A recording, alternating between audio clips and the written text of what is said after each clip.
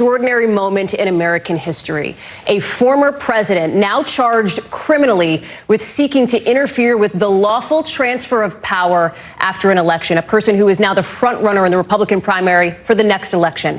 We're going to go now to an NBC News special report. This is an NBC News special report. Here's Lester Holt. Good afternoon. We're coming on the air with breaking news. Former President Trump has been indicted in the special counsel's investigation with 4 new charges filed for efforts to overturn the 2020 presidential election. This marks the first time a former president has been charged in connection to disrupting the transfer of power between administrations. Today's indictment also comes just days after that same special counsel, Jack Smith, filed superseding charges against the former president in a separate case related to his handling of classified documents after leaving office. Mr. Trump also faces separate criminal charges for a third case in New York State, where earlier this year he pled not guilty to charges involving hush money payments during his 2016 campaign. But today's new charges could be among the most significant. Legal challenges Mr. Trump is facing, and a reminder he has denied any wrongdoing in all these cases. Let's bring in our senior legal correspondent, Laura Jarrett. You literally just received the indictment. You've had a chance to go through it. 4 charges. Can you tell us what they are? Yes, Lester. This really focuses on all of the efforts that the former president undertook to try to overturn the will of the people, to overturn the election results. It is not, at least as on this first reading, about the violence that took place at the Capitol.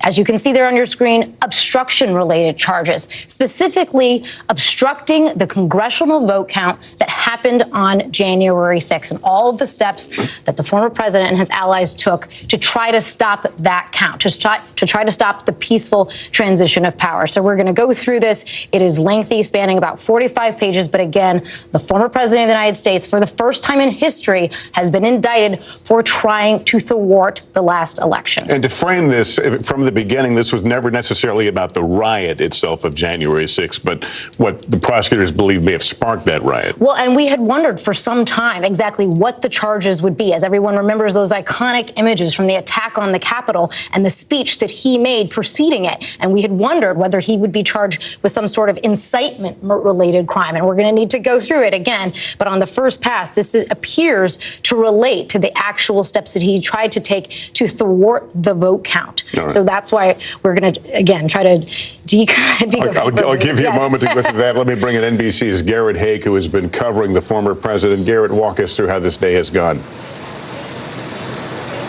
Well, Lester, this is a day that the Trump campaign has long anticipated would happen. It was always a question of when, not if, in their minds, that he would face additional charges related to the 2020 campaign. And as has been the case in his previous indictments, the former president tried to scoop the announcement using his social media platform to post earlier today that he suspected this would come Friday, and to start questioning the timing of this indictment as a form of election interference, arguing that where it comes in the presidential campaign could only be an effort by President Biden to somehow derail his campaign. Since word of the indictment has broken, the former president's spokesman confirms to me that he was informed of the fact that he had been indicted. And the campaign sent out a lengthy statement using much the same language that they've used in the face of his other legal challenges over the years, calling this an un-American witch hunt, suggesting that it is purely political, even making hyperbolic comparisons to 1930s Nazi Germany and Soviet authoritarianism to describe the kinds of conduct here from the Justice Department going after the former president. So it's clear that he's going to fight this in the public sphere just as much as he fights it in a courtroom. That has already become such a key part of his presidential campaign, Lester. In fact, the former president's previous arraignments, particularly the New York arraignment, have been huge days for him from an online fundraising capacity. Things like this, which would have been badly damaging right away to other presidential candidates, haven't seemed to have the same effect. The former president will be making this, I think, a key part of his campaign going forward as he fights these charges in the legal system. All right, Garrett, we'll ask you to stand by. Let me bring in our senior Washington correspondent, Hallie Jackson. And Hallie, Garrett just walked us through some of the things the former president has said, trying to liken this to election interference in the 2024 election. Remind us again how this investigation began and the timing. It was before Mr. Trump was a presidential candidate.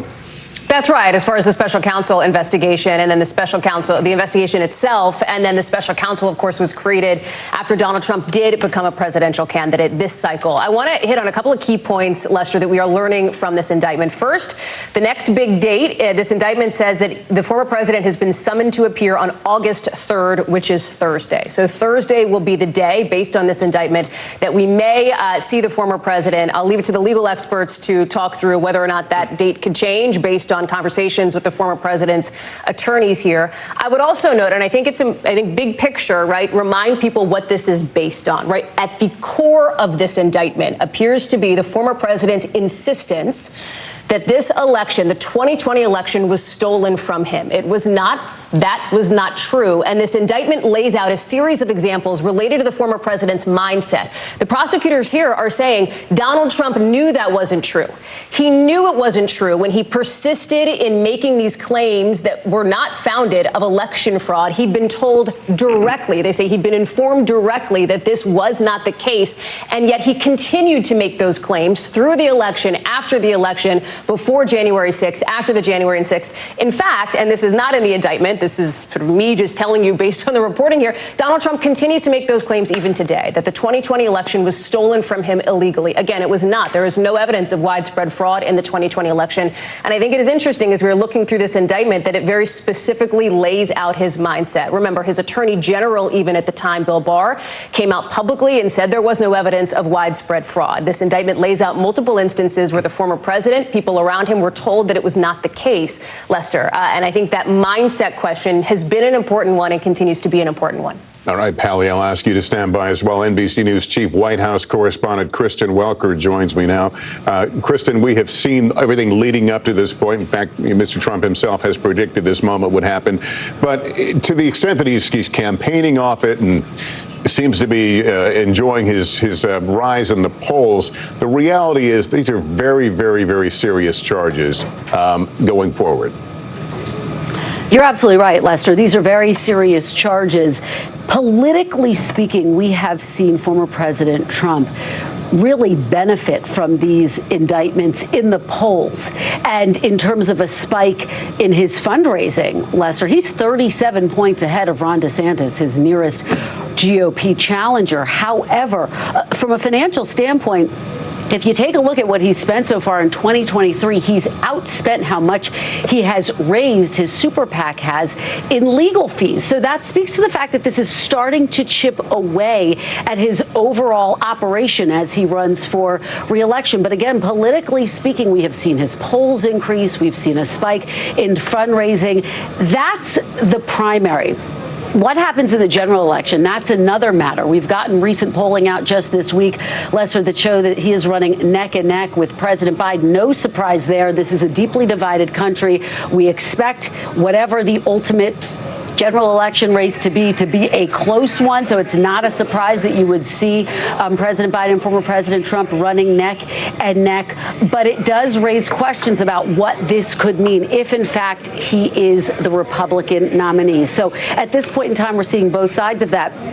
We're also watching in terms of the questions that remain to see how his Republican challengers respond to this, Lester. So far, you have a few of them. Chris Christie, Will Hurd, Asa Hutchinson really sharpening their attacks against the former president, saying that, look, these mounting legal troubles make him a weak candidate in a general election. But so far, you're not seeing a chorus of voices. Ron DeSantis walking a very fine line, for example. Will that start to change in the upcoming debate now just a few weeks away? We'll have to see, Lester. All right, Kristen, thank you. Let me bring in former U.S. Attorney and senior FBI official Chuck Rosenberg. Chuck, for there to be a conspiracy, there have to be other individuals. We don't know who those are. Well, we don't know their names. At least they're not named in the indictment. But there's traditional charging language that prosecutors use in a conspiracy, Lester, citing to conspirators known and unknown to the grand jury. And then they list 6 known conspirators, not by name, but by description. 5 of them are attorneys. One of the 5 attorneys is a Department of Justice official. And then the 6th known conspirator, again, not named, is a political consultant. So there are others that are clearly on the radar of Jack Smith and his team, others who joined in a criminal conspiracy with Mr. Trump. So we'll certainly learn their names. The prosecutors, of course, know their names, but they are identified specifically in the indictment by the jobs they hold, the positions they held during the course of the conspiracy. Another point to make, charging a conspiracy in a speaking indictment, as the Smith team did, gives us a tremendous amount of detail about the indictment and the allegations. So in that way, very similar, Lester, to the indictment that was returned and then superseded in the Southern District of Florida. Speaking indictments with tremendous detail. I hope people read it carefully. These 4 charges we're looking at here now, how will they be defended? How would they typically be defended? Do you see any obvious weaknesses in the government's charges? Well, I don't see weaknesses in the government's charges because I haven't had a chance yet to read the indictment carefully. But assuming that the government can adduce and prove in court everything it alleges in the indictment, my quick look at the indictment suggests that it's compelling and strong. That said, how do you defend against a case like this? So to your question, Lester, traditionally, typically, in these sorts of cases, the defendant will argue that he didn't have the requisite intent to commit these crimes. He may argue that he relied upon attorneys for their advice and counsel, and by doing so, he should be absolved of any criminal liability. Simply put, the government always has to prove intent, and often in these types of cases, a defendant will claim that he lacked the requisite intent. But, and this is important, there are numerous individuals also cited in this indictment who did the right thing by telling Mr. Trump that he lost the election. They are also listed in the indictment by position: the Vice President of the United States, Department of Justice officials, the Director of National Intelligence, Department of Homeland Security officials, and officials from the White House counsel's office, Mr. Trump's internal counsels within the office of president. And so with all of those people telling Mr. Trump he lost and being designated in the indictment as having done that, it becomes that much more difficult for Mr. Trump to claim he lacked the requisite intent. So that's how these cases are often sort of framed for battle: government proving intent, a defendant arguing he didn't form the requisite intent. But it seems here that the government, Mr. Smith and his team of prosecutors and agents, have thought carefully about that already. All right, Chuck Rosenberg, thank you. Let me go to our senior legal correspondent, Laura Jarrett. I bought you as much time as I could to read through this document. What stands out to you? A couple of interesting things. The story that the prosecutors are telling here is incredibly detailed, and we're still working our way through it. But to Chuck's point, talking about the former president's intent, on page 7, they lay out all of the times, and these probably aren't all that they've collected, but they give some examples of the times that the former president was told that the things that he was saying publicly were flat out false. And the reason that they're doing that is because they need to show that he was acting with some sort of corrupt mindset. And they don't have to show that he was told directly that you're breaking the law, but the fact that they have on several different occasions here, people telling him there was no evidence of widespread fraud, people telling him that the vice president didn't single-handedly have the power to overturn the will of the people, does bolster their case. And it's interesting, they specifically say the defendant had a right, like every American, to publicly speak about the election. This is on page 3. He was also entitled to formally challenge the results through lawful and appropriate means. What he was not allowed to do was to try to actually use improper means to overturn the election results. And the best example is, imagine for a moment that you think a bank has taken your money. You notice a strange withdrawal on your bank account, and you think that wasn't right. The right way to challenge that is to actually go through a process. The right way to challenge that is not to rob the bank. And that's essentially what they've indicted him for here, was to use improper means. Even if he thought that he was the right elector, even if he thought that he had actually somehow won the election despite all of the evidence to the contrary, what prosecutors are saying here is you actually have to challenge it through the appropriate court process, and that is not what he did in this case. Let's bring in your co-reader here, Danny Savalas, an NBC News legal analyst. What stands out to you? What have you been able to learn from this? For me, thinking about a potential defense of Trump has always revolved around how can he claim ignorance and how will DOJ address this in the indictment, and they do. Because the key is, if Trump opposed this election the way he did, what if he believed that his claims were true?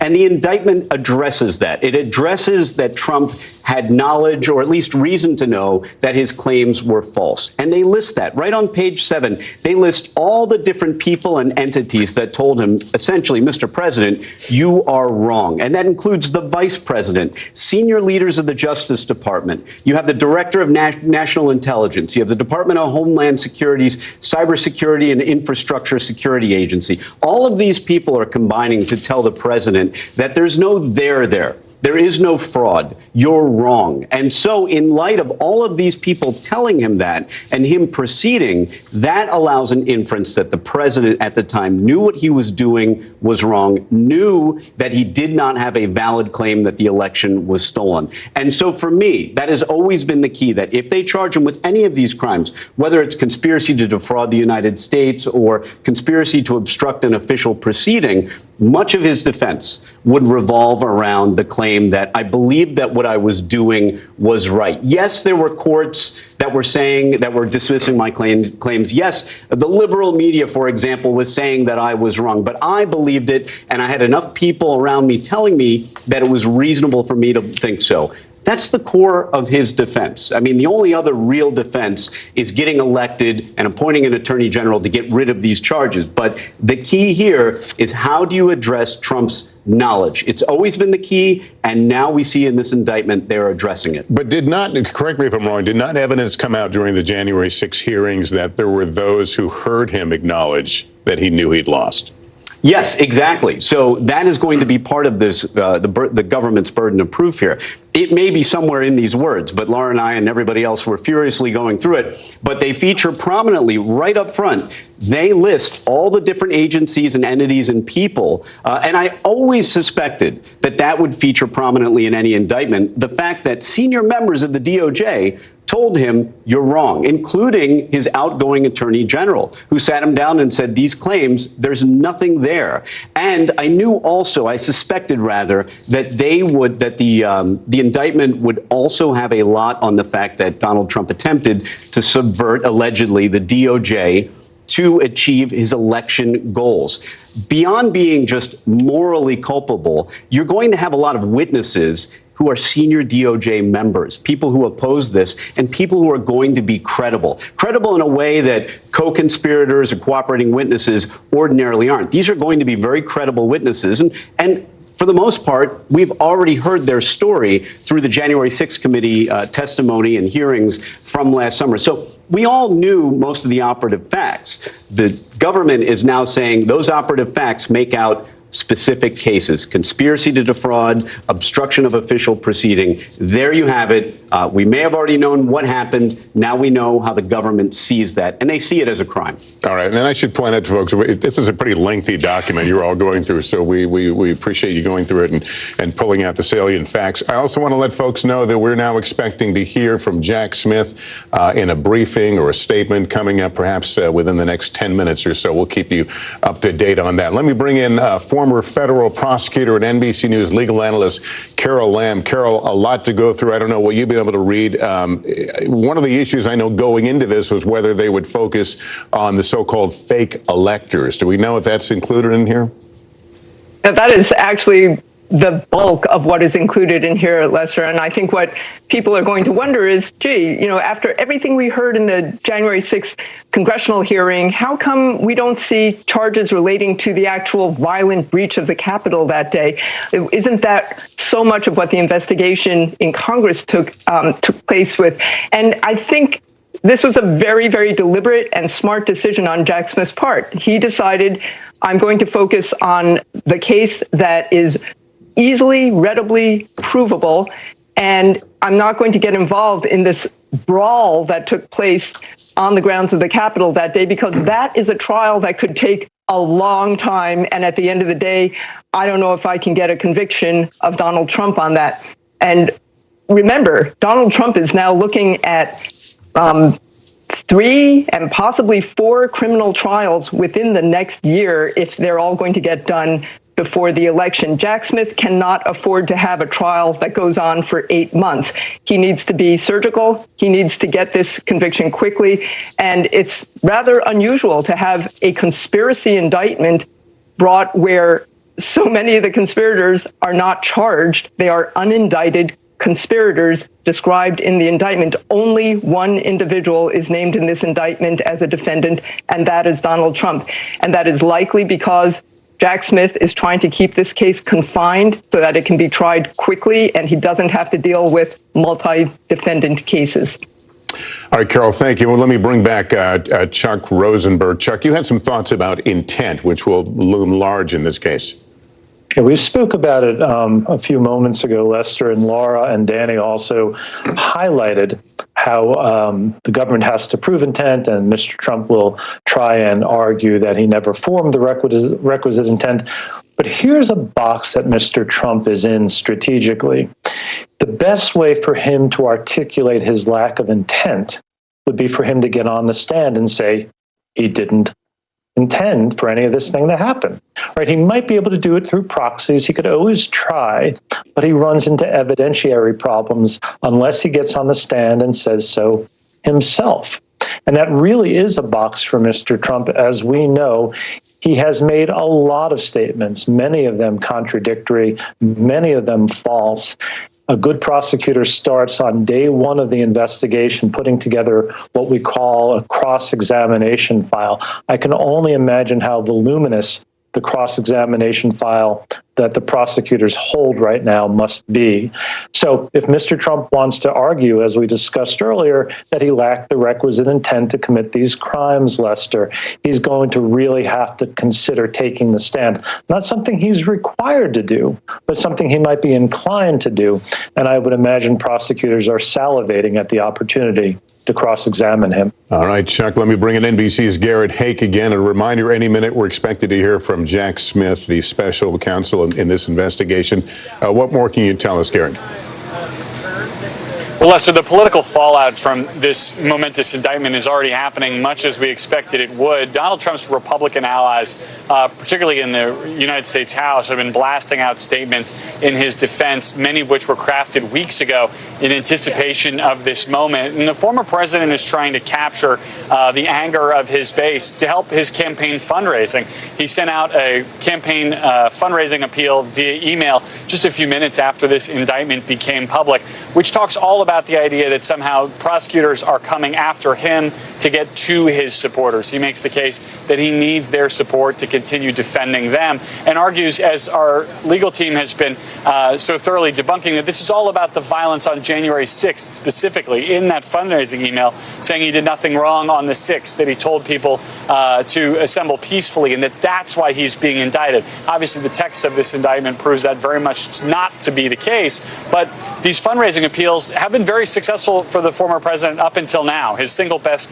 fundraising week was around his first indictment in New York. The single best day of that week, which he raised several $1 million in online fundraising, was on the day of his arraignment. And so using his supporters' anger at the idea, as he says, he's being targeted with so-called election interference to raise money has been a successful part of his campaign, and increasingly a necessary one. The legal bills for he and his allies, for their defense, for, just even having someone to have an attorney go with them in to give a deposition has become enormously expensive. His PAC, his primary political group outside of his campaign, spent more than $20 million in the first half of this year alone on exactly those kind of expenses. And so you see the wheels turning here, where the legal problems for Donald Trump become fuel for the political movement. That has sustained him through the first half of his campaign and put him in the position he now finds himself in, with a very healthy lead, but a significant amount of political baggage, which will run headlong into the election calendar in the early part of next year, Lester. Yeah, I want to pick up an election calendar with Danny, if I can. The argument from former President Trump and his allies is this is all political. It's timed against his run for president. And the question is asked, and he asked it earlier in one of his posts, why now? Why not 2.5 years ago? I think people are watching now 4 indictments against the former president and wondering, why is it all happening at once? It's a fair argument. I mean, it's a fair point to make that these facts occurred 2.5 years ago. Now, we're not outside the federal statute of limitations, generally 5 years for most crimes. But it's fair to claim that, look, this investigation has been going on for a long time. But the reality is this. Federal investigations often take a very long time. There's been at least, 2.5 years. And yes, there's been investigations by the January 6th committee. Yes, this has taken a long time. Defendants, as a defense attorney, they often complain about that kind of thing, but it is brought within the statute of limitations, and federal investigators, especially in this case, probably didn't want to even dream of indicting the former president, the most important criminal defendant in American history, until they knew they had everything lined up. And I just want to point one other thing out, Lester, which is really amazing when you think about it. We've all been following Fulton County, Georgia, for many years as well. Right here in this indictment, there's an entire section on the several states that submitted false electors. One of those states, of course, is Georgia. So you have almost a blueprint for charges arising out of the conduct in Georgia. So it would be surprising if there is not now this subtle pressure directed towards Fulton County, Georgia. Look, you've got a lot of allegations right here in a federal complaint that the federal government believes they can prove beyond a reasonable doubt at trial. So what are you going to do now, Fulton County, Georgia? All right. Laura, Jared, continuing to go through this, and I'm watching the right side of the screen where we expect to see Jack Smith any moment. And Laura, as he prepares to come out there, to what extent can he prosecute in a vacuum, as if there's no such thing as a presidential campaign that's sneaking up and a primary campaign in the middle of this? Will that be his aim?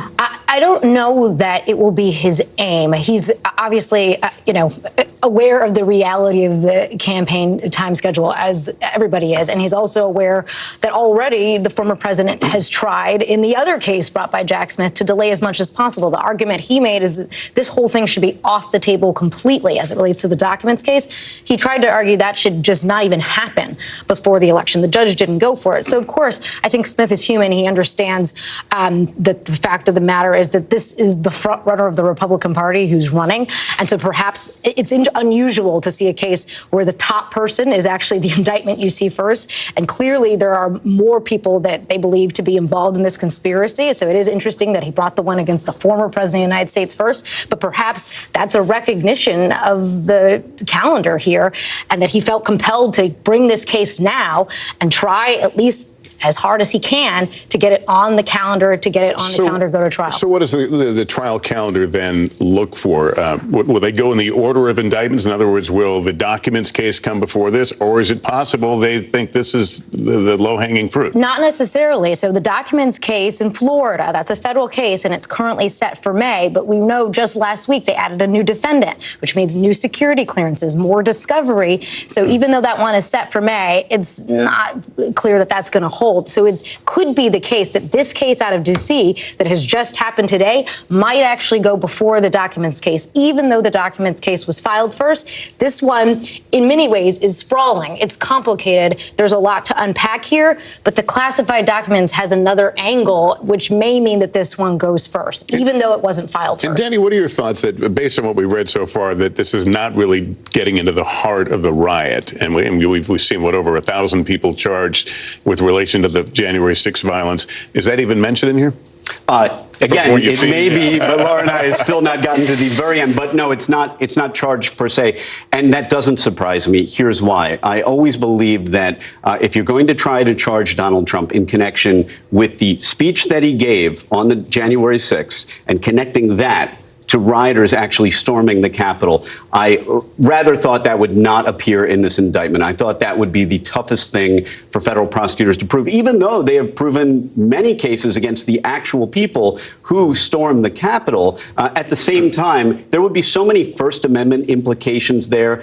There's a substantial body of Supreme Court case law on the First Amendment and giving a speech, and whether or not you create this immediate danger or that you're inciting a riot. And I think that even if prosecutors looked at that possibility, they probably thought, look, we need to prove the cases, or we need to allege only the cases, the counts that we believe we can prove absolutely and without question. We don't want to take any risks. This kind of prosecution against somebody, for example, giving a speech and that speech resulting in a riot, that would be a difficult case, given all the potential First Amendment defenses. So I rather think that the government, their approach here is they're going for simplicity. They're going for the case they believe they can prove the easiest, but still vindicate the federal interests that they see in this indictment. So it does not surprise me that there are no counts related to the theory that the speech that Donald Trump gave led to the riot, led to the storming of the Capitol. All right, let me bring Hallie back into the conversation. Hallie, we see on the right side of the screen the podium where Jack Smith should be appearing shortly. Can you talk about the task that he has right now? Again, mindful of a political calendar, but also mindful of trying to have a fair prosecution. Well, he's got to explain to people, first of all, why are they indicting former President Trump? Because there is a sizable portion of the country, the 30% or so of people who say that they back Donald Trump, 80% of Republicans, 70-80% who do not believe he did anything serious.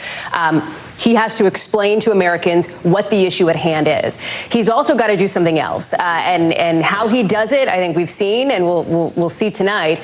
He's got to push back, or the Attorney General does in some way, perhaps, on this perception from Republicans that the Department of Justice has been weaponized against the former president. This ties into the conversation that you are having there with our folks on set here, because we are already seeing it, not just from Donald Trump's allies on Capitol Hill, as Garrett Haake has laid out, but also from the people who are running against him in the Republican primary, who are hoping to dethrone him from sort of king of the Republican Party, this perch where he sits now.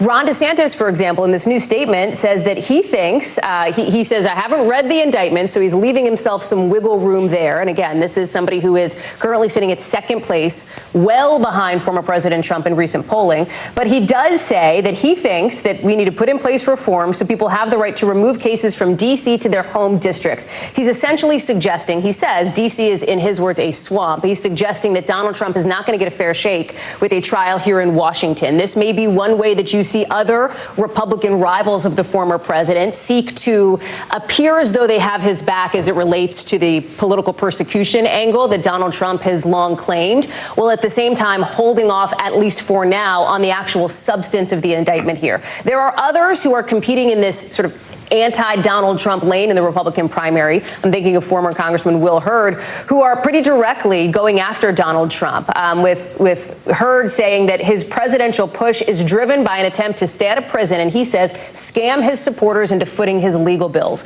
We've talked already about the amount of money that Donald Trump's leadership PAC is spending on legal bills, something like more than $20 million paid out to 40 law firms so far in the first half of 2023. That number, one would assume, is going to continue to go up as these myriad of legal issues that the former president is facing continue to build, Lester. All right, thanks. Let me bring in, as we wait for Jack Smith, bring in our senior White House correspondent, Kelly O'Donnell. Kelly, your observations as to we're reaching this point now.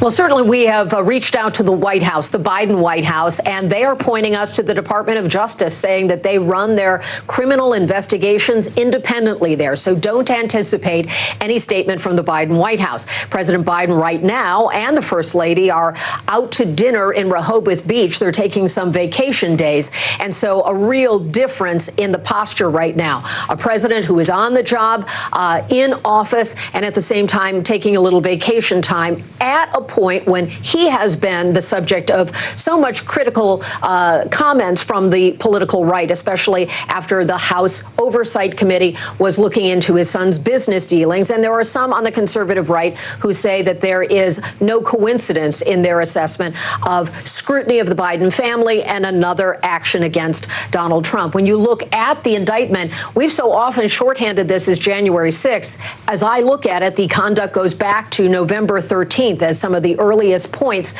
when the prosecutors have identified actions taken by former President Trump and some of the unnamed co-conspirators in trying to put together their attempts to overturn the election. So it is a span of time from mid-November through to the morning of January 7th, when, of course, the election was ultimately certified. So we will be pressing the White House on opportunities to hear from the president, perhaps when he leaves from the restaurant this evening with the White House press pool that is traveling with him. But don't expect much comment, as they want to have as much distance from these actions as possible. Lester. All right, Kelly, thank you for that. Again, waiting for Jack Smith to appear at the podium to give a statement about this latest indictment filed against the former president. Let me bring in NBC's Garrett Hake again. Garrett, this has really been a lot about messaging, and the former president has tried to stay ahead and preempt bad news. And once again, he seemed to get ahead of it today. The special counsel, on the other hand, seems to be maintaining a relative silence. This is a rare opportunity to hear from him. Yeah. That's right, Lester. And look, I mean, the Justice Department is held back in a way by their own rules. They don't speak about ongoing investigations. They don't speak about individuals who aren't indicted. They don't speak in general, except in filings and in courtrooms. And those are not rules by which former President Trump is bound or has ever been bound. He has decided, really from even before he launched his presidential campaign, to wage his legal fights very much in the political realm. In fact, it's the reason why some people, including Will Hurd, the Republican candidate who Hallie just mentioned, think he is running for president, to use his candidacy as a kind of political heat shield to prevent some of these charges from getting much closer to him. And by getting out in front of prosecutors, he's managed to define these debates around each of these issues, probably most successfully in New York, where he got ahead of that indictment by about 2 weeks and was able to kind of rally Republicans to his side, basically forcing them to choose. Are you with me, or are you with these liberal prosecutors for a big city in Manhattan? In just a few moments, I expect hold on a second, Special Counsel Jack Smith to come to this podium and make a statement of about 2 minutes in length. He will not take questions. If you have any questions after the press conference is over, please see me on the side. Any questions right now? Okay, that's an aide for Jack Smith, the special counsel's office, just letting the press gathered in that room know that the special counsel, Jack Smith, will come out here shortly and make, I think he said, a 2-minute statement with no questions. So we are, of course, keenly watching that side of the screen, and we'll bring you that as soon as it gets underway. But let's go back to Garrett. You were making your point. Well, Lester, and that aide just made it for me perfectly. I mean, what we're going to see from Jack Smith is 2 minutes of prepared remarks with no questions. Donald Trump does 10 minutes on the idea that he's being a political target every time he takes the stage for a campaign event and in every interview that he does. And so in terms of kind of the information battlefield here, it's never been a fair fight. But when these when these legal cases move to the courtroom rather than from the political realm, I think that's when things change. And that's when prosecutors will have a chance to have their say. But as it's been now, it's been the former president with the enormous megaphone that he has, who's been kind of defining the terms of the political debate around this, particularly on the right. And that's really what matters most to his campaign right now. Get through this Republican nomination, then deal with kind of the broader country, many of whom don't see this at all the same way as his supporters do, when that time comes. All right, Garrett, we'll ask you to stand by. Let me go back to Laura Jarrett here at the desk with me. You've had a chance to go through more of this document. It is what they call a speaking indictment. So it speaks volumes. It lays it out for people like me. It tells a story. And the story that it's, I think, trying to tell is one that if first you don't succeed, you try again. And so the first attempt by the former president, according to this, was to try to put pressure on folks down in the states, in the 7 battleground states, to try to have the overturn the election results in those states.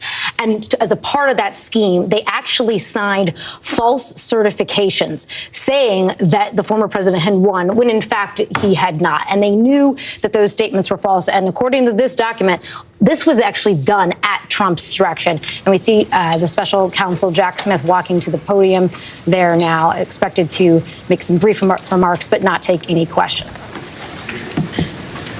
Good evening. Today, an indictment was unsealed, charging Donald J. Trump with conspiring to defraud the United States, conspiring to disenfranchise voters, and conspiring and attempting to obstruct an official proceeding. The indictment was issued by a grand jury of citizens here in the District of Columbia, and it sets forth the crimes charged in detail. I encourage everyone to read it in full. The attack on our nation's capital on January 6, 2021, was an unprecedented assault on the seat of American democracy. As described in the indictment, it was fueled by lies. Lies by the defendant targeted at obstructing a bedrock function of the U.S. government, the nation's process of collecting, counting, and certifying the results of the presidential election. The men and women of law enforcement who defended the U.S. Capitol on January 6th are heroes. They are patriots, and they are the very best of us. They did not just defend a building or the people sheltering in it. They put their lives on the line to defend who we are as a country and as a people. They defended the very institutions and principles that define the United States. Since the attack on our Capitol, the Department of Justice has remained committed to ensuring accountability for those criminally responsible for what happened that day. This case is brought consistent with that commitment, and our investigation of other individuals continues. In this case, my office will seek a speedy trial so that our evidence can be tested in court and judged by a jury of citizens.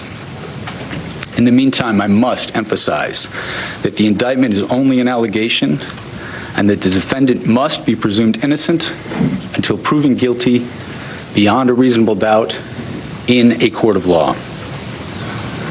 I would like to thank the members of the Federal Bureau of Investigation who are working on this investigation with my office, as well as the many career prosecutors and law enforcement agents from around the country who have worked on previous January 6th investigations. These women and men are public servants of the very highest order, and it is a privilege to work alongside them. Thank you. Why didn't you charge any of the other co-conspirators in this matter?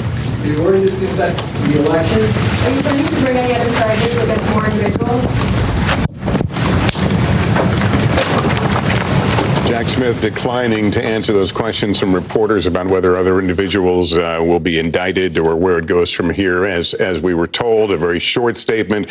He basically says the January 6th violence was fueled by laws, calling for a speedy trial. Laura, let me first get your thoughts on that. When he says a speedy trial, what does that mean in terms of real time? A defendant always has a right to a speedy trial, and most defendants that are in custody, of course, want a speedy trial. This situation is different, with the defendant being the front runner for the Republican nomination, somebody who is trying to go back into office, and someone who does not, at least according to his legal filings, actually want these cases to proceed. Query whether it helps him politically. I leave that to others.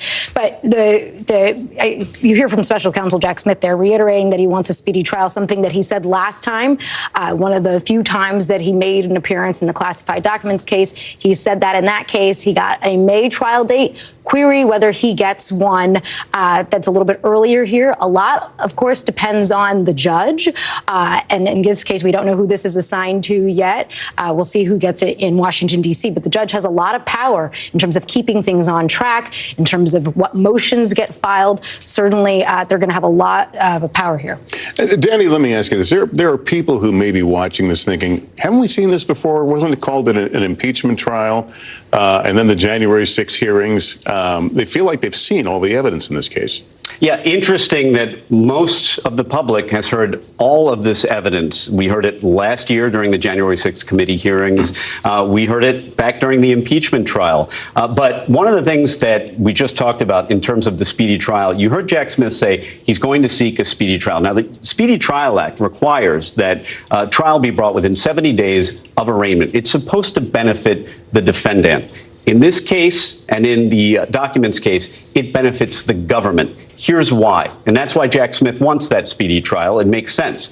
They've been investigating this case, just like we talked about, for 2.5 years. They are locked and loaded. They are ready to go. They didn't drop this indictment until they knew it was absolutely ready, and they had all the evidence to support every paragraph in this indictment, and there are hundreds.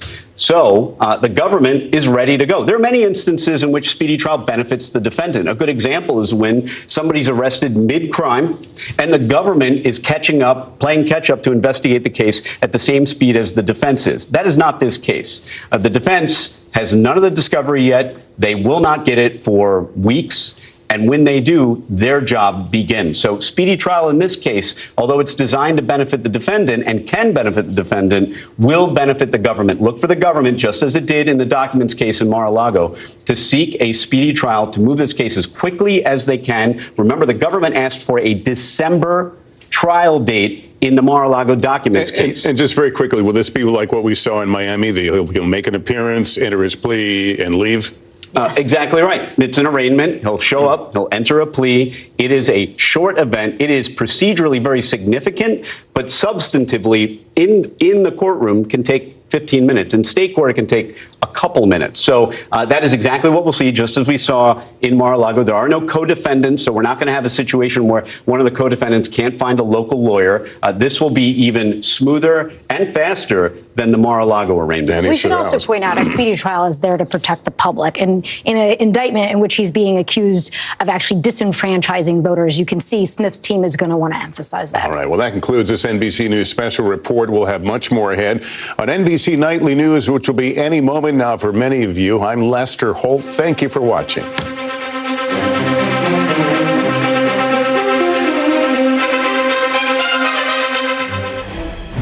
Hey there, I'm Hallie Jackson, and we are continuing our live rolling coverage here on NBC News Now of that indictment against former President Donald Trump, his second federal indictment, as a grand jury investigating him is looking into this alleged scheme to overturn the 2020 presidential election. Context here.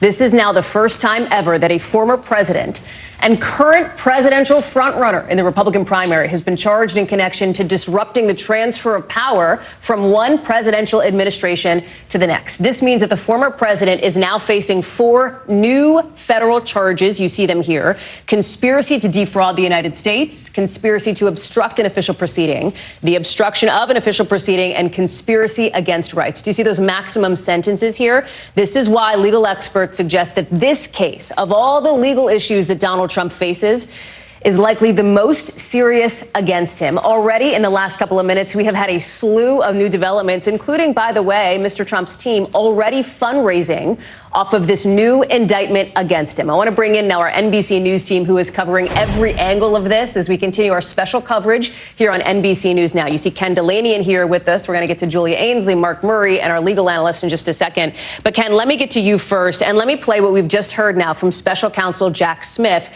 as it relates to these new charges. Listen.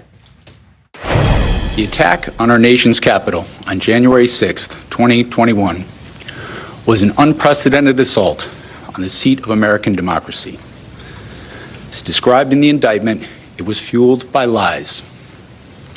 Lies by the defendant targeted at obstructing a bedrock function of the U.S. government, the nation's process of collecting, counting, and certifying the results of the presidential election.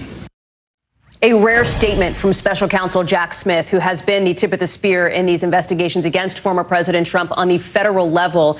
And Ken, essentially what this comes down to is that prosecutors say Donald Trump lied about election fraud as it related to 2020, that he knew he was lying and not telling the truth as it related to election fraud in 2020. And then he and several others, unnamed in this indictment for now, then took steps to essentially block the proper transfer of power from Donald Trump to the winner, the legitimate winner of the 2020 election, ultimately Joe Biden. That's right, Hallie. The indictment calls them pervasive and destabilizing lies. And it makes a point of starting out by saying Donald Trump had every right to contest the election, and he even had the right to lie about whether there was fraud in the election. He had a First Amendment right to do that. That's not what this is about. What this indictment alleges is 4 counts and 3 conspiracies that they say violated the law, the federal statutes. And what's so interesting about this to me, Hallie, is anyone who watched the January 6th committee hearings is going to be very familiar with a lot of the evidence laid out in this indictment and even the sequence of it. Now, you heard Jack Smith talk about the attack on the nation's capital. This indictment does not accuse Donald Trump of inciting that riot or of seditious conspiracy or of insurrection. But it does say that all of these lies were building towards that event. And at the end, in the last few pages of the narrative portion of the indictment, it says that it alleges that Donald Trump exploited the violence at the Capitol to make a last-minute effort to try to delay the certification of those votes by, even as people were attacking the Capitol. The indictment recounts instances of Donald Trump calling Republican senators and lawmakers and urging them to slow things down. Some of our legal experts have said this is not a speaking indictment, it's a screaming indictment. I agree with that. It's replete with details, including some details that were not sussed out by the January 6th committee, because there were witnesses that Jack Smith was able to get testimony from who declined to testify before that committee. But a incredibly powerful, forceful document released today, Hallie. This document also lays out 6 so-called co-conspirators, unindicted, at least at the moment, Ken, who prosecutors allege worked with the former president in this scheme to try to block the legitimate election results from actually, happening, from the actual transfer of power here. What else are we finding out tonight? I believe we have some new reporting on who at least one of these people is. I don't have my phone in front of me, Hallie, but I can tell just from reading who some of these people are. Well, let me stop you there, because I want to be careful that we are talking about what we can report here, Ken. Let me give you a beat to take a look at your phone. But our team is reporting that on the record, the attorney for John Eastman is saying that he is one of the unindicted co-conspirators here. And I'm just looking at the reporting that we have in from our team. This is potentially significant. And Ken, I'll let you speak to who John Eastman is and why it is significant, as he is seen as the kind of architect of the plot overall.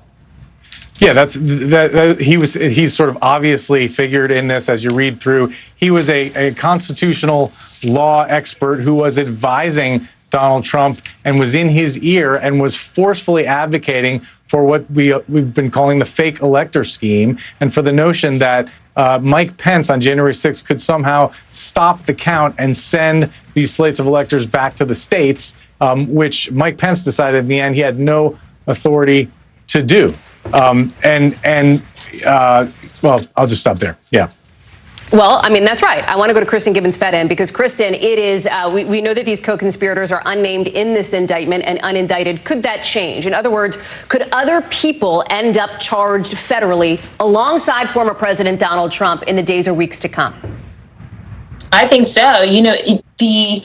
When a person is not identified, but yet they were given that co-conspirator designation, that alone does not prevent future indictment or even prosecution. It really does, as you've seen from this indictment and other indictments, it gives context for the charges against that particular defendant. In this case, it gives context for how Trump was indicted and identifies others that are allegedly involved in the conspiracy. But if evidence surfaces to implicate the unindicted co-conspirator further in the crime, prosecutors can absolutely choose to bring formal charges by obtaining some type of grand jury indictment, if necessary, against that person at a later date.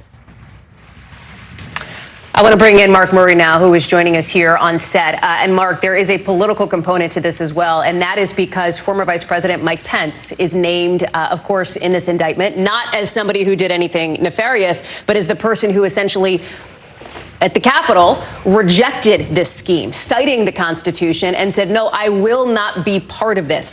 Interestingly, he is somebody who tonight, as he is also running for president, we have not yet heard from in reaction or response to this indictment. Yeah, and according to our own political desk, Hallie, we actually have started to get some reaction from some of the presidential candidates like Ron DeSantis, Vivek Ramaswamy. And interestingly, and kind of par for the course on the previous indictments, they haven't really been anti-Donald Trump responses. They've actually been attacking the politicization of the FBI and the Justice Department, or the swamp in Washington, D.C. And so we haven't really seen anyone trying to use this to say this actually disqualifies the former president of the United States from being the party's nominee. So I do think that that's really significant. And you're absolutely right, Hallie. When we look at this the overall political context, this is a situation where after the indictment in April, after the indictment in June, that you ended up having Donald Trump having even a stronger position in the Republican field than he did. Now, to your introduction, this is a different kind of case than we saw about alleged hush money in New York, or how his record keepings after his presidency. This has to do with his conduct as president after the election going into January 6th. And so I do think we need to actually look and see how the public is able to digest this information, these charges, which a lot of it actually did come up during the January 6th hearings on Capitol Hill, but also how Republican presidential candidates and how Republican voters, if this does change any minds. I want to get to the point that you're making about the seriousness of the charges against the former president and why it is considered to be such a significant case here. And Carol Lim, I want to bring you into this piece of the conversation. I want to go to page 30 in the indictment because, yes, there are facts that we knew from the January 6th hearings last summer that are reiterated in this indictment. But there is a piece of what it seems to be new information here, and that is this discussion with the Deputy White House Counsel. You see it here. High-ranking White House official with this unnamed co-conspirator number 4. And this Deputy White House Counsel reiterated to this person there hadn't been fraud in the election and that if Donald Trump remained in office anyway, there would be, quote, riots in every major city in the U.S. This person responded, well, that's why there's an Insurrection Act. And so folks understand the Insurrection Act is the ability to essentially put the military into streets and into cities and into states in order to keep the law going. Carol, this is something that we had not known before, but does speak, to my knowledge, to this degree, but does speak to how high level this conspiracy to overturn the election got inside the White House. Oh, there's no question, Hallie. We have not known that particular piece of evidence, but we've known for some time that there were these meetings going on in a war room in a nearby hotel in the Oval Office, and that these were high-level officials. One of them, as you see in the indictment, was a Department of Justice official. I think the thing that is most interesting to me and unusual to me is that this is a conspiracy indictment. It charges a few conspiracies.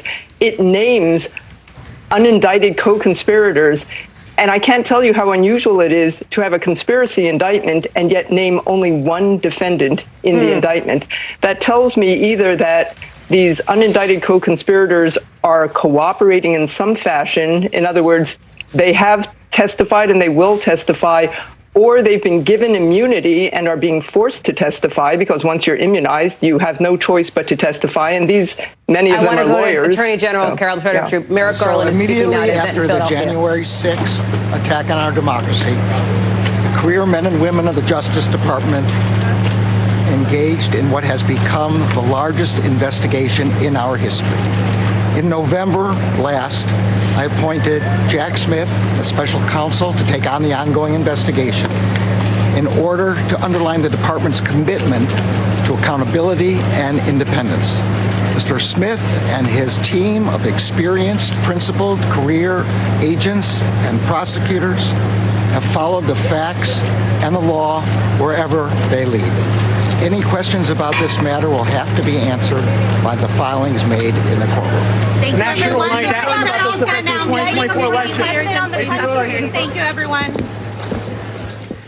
A brief statement there from Attorney General Merrick Garland. He is, just so you have an understanding of the setting, he is in Philadelphia. That's a live shot of him walking away. He is there for an unrelated event, totally separate now from the federal charges that Donald Trump is now facing. He's there to talk about National Night Out, this thing that you probably know about that happens in the summer in cities and states across the country. It sounds like the Attorney General came up and I believe answered a question from somebody, a member of the pool or perhaps reporters who are there about this. And you heard him say that this has been the investigation into not just January 6th, but the broader scheme to overturn 2020. I believe he said one of the largest investigations in our history. He talked about the seriousness of the matter and said that any questions will have to be answered by court filings. I think that Ken Delanian, who covers the Justice Department and the Attorney General, is still with us now. And Ken, what Merrick Garland, what the Attorney General is saying essentially is the documents speak for themselves, that this indictment and any future filings will speak for themselves. That's right, and that's been consistent with his stance all along to keep an arm's length from this special counsel investigation. And it really is an independent investigation. And Jack Smith's offices, where you saw him earlier, are not close to where I am in the Justice Department. They're in a different part of the city. But here's the thing. It's important also for people to understand that Jack Smith and his team have been regularly briefing Merrick Garland and some of the people around him, because Merrick Garland, under the rules and regulations, has the opportunity to block any potential action by Jack Smith if it's so outside the bounds of what is considered, normal and good procedure at the Justice Department. So he had a chance to stop this indictment, and he declined to do that. That's the extent of his role in this process, and he would say that this was Jack Smith's decision, Jack Smith's case, and that's the end of it for him. I also find it very interesting, since I'm at the Justice Department and we're talking about Merrick Garland, that there's a big part of this indictment that you were just reading from that talks about essentially a conspiracy by Donald Trump to use the Justice Department to subvert the election. As recounted in those January 6 hearings, remember those dramatic hearings where they were talking about meetings with a lower level Justice Department official named Jeffrey Clark, who was pushing the idea that the Justice Department should declare that there was fraud in the election. And remember, those senior Trump officials, Trump appointed people, testified at that hearing that they thought that was a crazy idea and they wanted no part of it, and they stopped it. A lot of people believe that was the most dangerous part of this whole alleged conspiracy, because had the Justice Department said, yes, there was fraud, things could have gone in a very bad direction, but they declined to do that. Nonetheless, that conduct is charged in this indictment, Hallie. We are looking again at the Attorney General. You saw him live in Philadelphia, again, speaking on a national night out after making that very brief statement to the people traveling with him. We want to keep an eye on this, just keep it up in case he does stop to answer any more questions, in case we hear anything else interesting. Our team is monitoring that. And as we do, Danny Savalas, let's look ahead to the next step in this process. Donald Trump is going to be arraigned federally. We understand it's going to happen in the afternoon on Thursday. We will obviously have coverage right here for people on NBC News Now. And then the clock starts at that point. The clock starts, specifically the speedy trial clock, which under the Speedy Trial Act requires, generally with a lot of exceptions, that a defendant must be brought to trial within 70 days of the arraignment. So the arraignment's a very significant date in that it represents the starting gun to the federal criminal trial process. But in another sense, substantively, and I guess at least from a spectator's standpoint, it offers very little. It really is just a not guilty plea, probably a waiving of the formal reading of the indictment, almost certainly, and it normally can be a very short affair, and especially it's going to be streamlined in this case because there are no co-defendants. And I think Carol Lamb makes a fantastic point, which is there are certainly co-conspirators according to the indictment, but there are no currently named co-defendants. So there will be not even any issues with a co-defendant, for example, in the Mar-a-Lago documents case, who wasn't able to get a lawyer or any of those complications. It should be a very short, plain affair, and that starts the speedy trial clock. And I'll just say also that the Speedy Trial Act in this case benefits the government. That's why Jack Smith is seeking a speedy trial, because they've already investigated this. They're done. They're ready to go. They could probably go to trial tomorrow. The defense hasn't even seen discovery page 1. So in this case, speedy trial is good for the government, not so great for the defendant. I want to go to Tom Winter now with more on the evidence here in this case. And Danny, we'll come back in a second to more about the process moving forward. But Tom, one of the key pieces of this puzzle has been, and our, by the way, investigative correspondent Tom Winter has joined us now as well.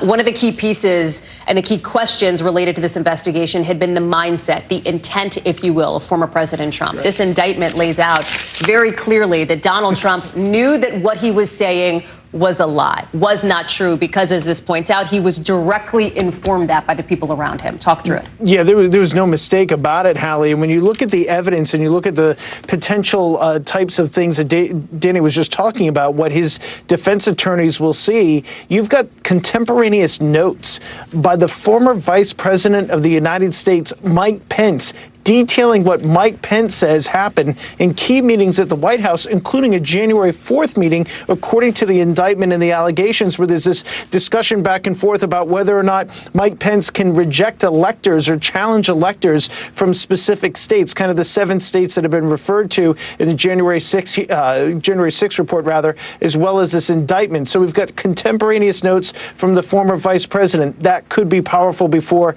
a jury that will eventually hear this case. Another thing that might be powerful, according to our colleague Jonathan Allen, he was reviewing the indictment, and he saw that there were emails that apparently belonged to former Chief of Staff Mark Meadows. So they have Mark Meadows' emails, which could also help better piece together the events here. That's something that could be put forward with respect to the jury. So you're seeing those types of pieces of evidence. We know the video evidence from January 6th. It speaks for itself. We know the president's statements. You know, in preparation for this, Hallie, I went back and looked at some of the tweets from some of the selected days leading up to today's indictment. And I think we sometimes with the hindsight of time or the passage of time, rather, we kind of forget some of the things that were coming out. But it was a daily, hourly almost barrage of statements that were made about the election that were then proved to be false. And so you can expect to see the former president's words used against him. You might also expect to see, and I worked on this earlier today with my colleague Jonathan Dienst, politically, the words of some senators that voted to acquit Donald Trump in his impeachment trial at the time. They pointed to the fact that this could be something that would eventually be investigated by the criminal justice system, talking about Mitch McConnell, saying we have a criminal justice system in this country. We have civil litigation, and former presidents are not immune from being held accountable by either one. Mike Crapo, Senator Crapo, private citizens are subject to accountability for their actions under our legal system. Senator Tom Tillis talking about the same thing, that people are not immune from prosecution. So those are the types of statements that people made at the time. We'll be interested to see if they walk back those statements now that we actually do have an indictment, Hallie. Well, Tom, you are teeing us up for Scott Wong, our Capitol Hill correspondent, who is joining us now live from the Capitol, which is just a couple of blocks from where I'm sitting now. Scott, we are hearing more now from not just the top Democrats in the House and the Senate, but from many of the former president's allies on this, right? That's right, Hallie. And we just saw a tweet from Speaker McCarthy himself. Guess what he's focused on? He's focused on Hunter Biden. He is talking about the things that he has repeated over and over these past several months, that there's a two-tier justice system, one for the Bidens and one for everyone else. McCarthy and his leadership team, Steve Scalise, Mike Johnson, they are saying that it's peculiar that this indictment came when it did, just a day after they heard from Devin Archer, the witness who testified yesterday that he was the business associate to Hunter Biden, who testified that the vice president, Joe Biden, at the time, had joined on speakerphone more than 20 times when his son Hunter was meeting with business associates. Now, there was no business deals being discussed that Devin Archer disclosed to lawmakers yesterday, but Republicans are pointing to those phone calls as evidence that the president was aware of his son's business dealings. Now, on the Democratic side, a number of President Biden's allies are weighing in. They are not really taking a victory lap at this point, but they are saying that obviously this is a very sober moment for the country, and that Donald Trump should be afforded, to be presumed innocent until proven guilty. Something that we heard directly from Special Prosecutor Jack Smith himself. And so lots of reaction coming from Capitol Hill at this point, and more sure to come.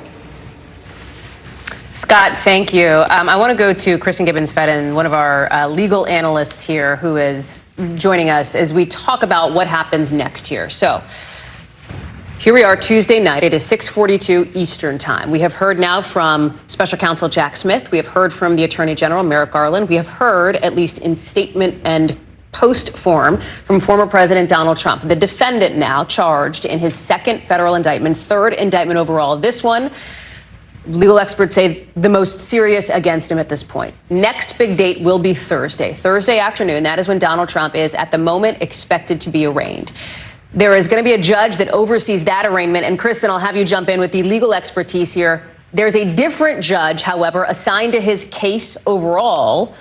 A judge that, based on our reporting, is the only federal judge here in Washington who has sentenced January 6 defendants to sentences longer than what the government had requested. In other words, she has been tougher on January 6 defendants than what the government even wanted to see in some of these sentences, according to our colleague Ryan Riley. Kristen, what does that say to you, if anything, about where this case goes? Can you tell us anything else about this judge or next steps? Well, I think one of the things that it tells me as a former prosecutor is this is a no-nonsense judge, and it's one of the judges that criminal defense attorneys would be horrified to get, because if Trump is convicted, she will probably be a harsher sentencer, which can be devastating for the defendant in that case. What we do know about this particular judge is that she is an Obama appointee. But look, at the end of the day, judges need to be objective. There's no indication that this person is unfair or politically motivated in any of her sentences or in any of her conduct with regard to the January 6 cases. And so, generally there's certain things that a judge will take into account when sentencing, including mandatory and maximum statutory guidelines, as well as different mitigating and aggravating factors. And so the judge does not need to rely necessarily on the prosecutor. But I think generally, if convicted, I think Trump will have, a hard sentence. Ken, there's another piece to this, too, that this is the judge who, back in November of 2021, denied the former president's plea to keep records from being released to the House committee that was looking into January 6th, to what's shorthanded as the January 6th Select Committee, right? Yeah, everything comes around, Hallie, right? That was a very important decision, actually, because Donald Trump was trying to keep a lot of records away from that committee investigating this attack.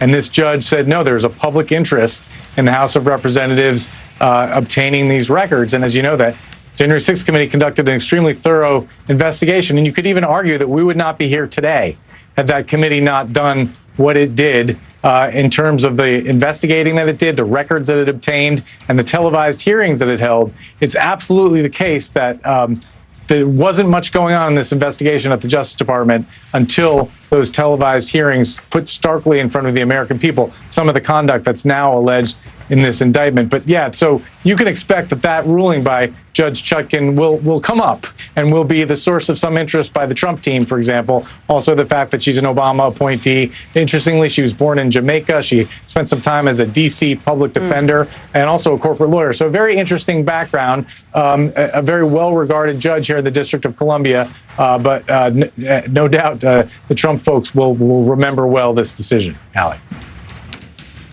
Mark Murray, to you here, because we are now, and I see that Julia Ainsley has joined us as well, along with Carol Lamb. We are now seeing the collision of Donald Trump's legal issues with his political campaign. But the way that one impacts the other may be somewhat counterintuitive, as we've seen over the last two indictments. Yeah, so even before today's indictment, we were actually looking at a totality of 5 different trials that the former president is facing, either civil or criminal. And so, Hallie, if this, once after you have the arraignment, this gets set on a speedy trial, that would actually make trial number 6. And we know from the filing that one of his political action committees in that filing that they have spent more than $20 million on legal fees. And so when we look at the political calendar, one of these trials that Donald Trump is already going to be facing actually takes place the day of the Iowa caucuses. Another takes place the lead up to the Nevada contest. And then another one will end up being just 2 weeks after Super Tuesday.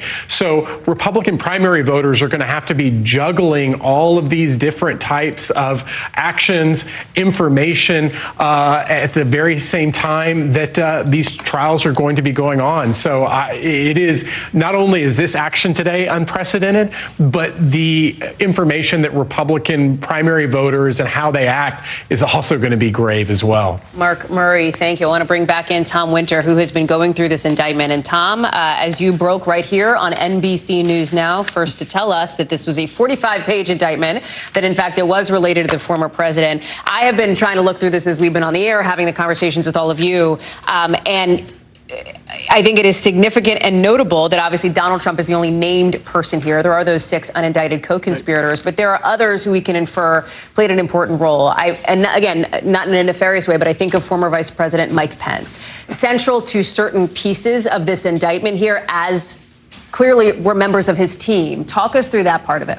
Well, they're clearly relying not only on his notes, as you and I just discussed, but clearly on his team members to kind of walk through the process here. I mean, there's kind of this incredible passage where the former vice president called Trump to wish him a Merry Christmas, and almost immediately Trump pivoted to talk about January 6th and what he thought Mike Pence could be able to do at Congress. So I think that was something that really jumped out at me, just how much on his mind this idea of January 6th and this idea in particular of Mike Pence stepping in as somebody who could shut all this down. So I think that that's something that really stands out in this indictment. You know, there's not a ton in here about the events of January 6th once the violence started after this speech that we're looking at, the tape of the speech by the former president on that day. They do reference his statements heavily in the course of this indictment. And then on top of that, there's some references to some of the behind-the-scenes calls. And a lot of this was revealed during the January 6th report, calls that were made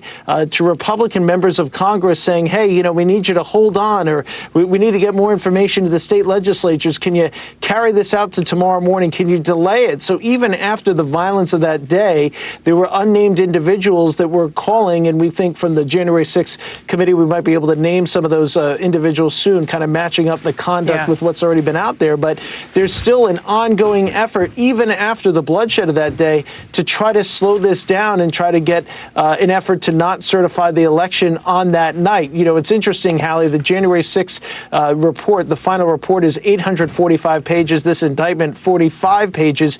It comes just 8.5 months after Smith was appointed to the office of, appointed rather to be special counsel. So this is something that hasn't taken a whole heck of a lot of time. We haven't gotten a recent expenditure report, but we know that Smith spent approximately $5.4 million through March of this year to conduct this investigation, as well as the investigation into what's going on at Mar-a-Lago. And we've been heavily focused for obvious reasons on this indictment that's been released today on January 6th. But now the former president faces really two fronts of very detailed indictments. And if the allegations are true, and of course he's presumed innocent, if the allegations are true, these are very difficult cases for him to fight off. The January 6th case might have a little bit more of a novel legal theory, so there might be some more pretrial motions. I think the case in Florida, the classified documents case, might be a little bit more straightforward in the end. So it'll be interesting to follow this, but I think at this point, for the former president, the thing that's most top of mind for him is a 4 p.m. court appearance in Washington, D.C., where you are, just less than 2 days from now. So that'll be the next step. And that'll be, by the way, something very basic, very pro forma. It's not even something where typically a plea is taken. I can't imagine a scenario where they would ask for him to be held pending trial. So they'll probably release him on his own recognizance effectively. And so I don't think that hearing is going to last. If it lasts more than 5 or 10 minutes, I'd be shocked. I got caught the other day saying that the Hunter Biden guilty plea hearing would only last an hour, and I was wrong by about 3 in a whole series of outcomes. So you never know what's going to happen in court, Hallie, but this should be something that takes just a little bit of time, and then the trial clock starts, and we're in a situation where, you know, we see what happens vis-a-vis the election. Even if it is short, it is still significant in a big way, Tom, as you well know, given the nature of the charges against the former president, who, again, we cannot emphasize enough, is the current presidential frontrunner in the Republican primary. Garrett Haake knows that well. He is also here in Washington with me. He is outside court. And Garrett, we are just hearing in the last maybe 2-3 minutes or so from one of the former president's current attorneys, who is over on Fox News. I want to play a quick bite here.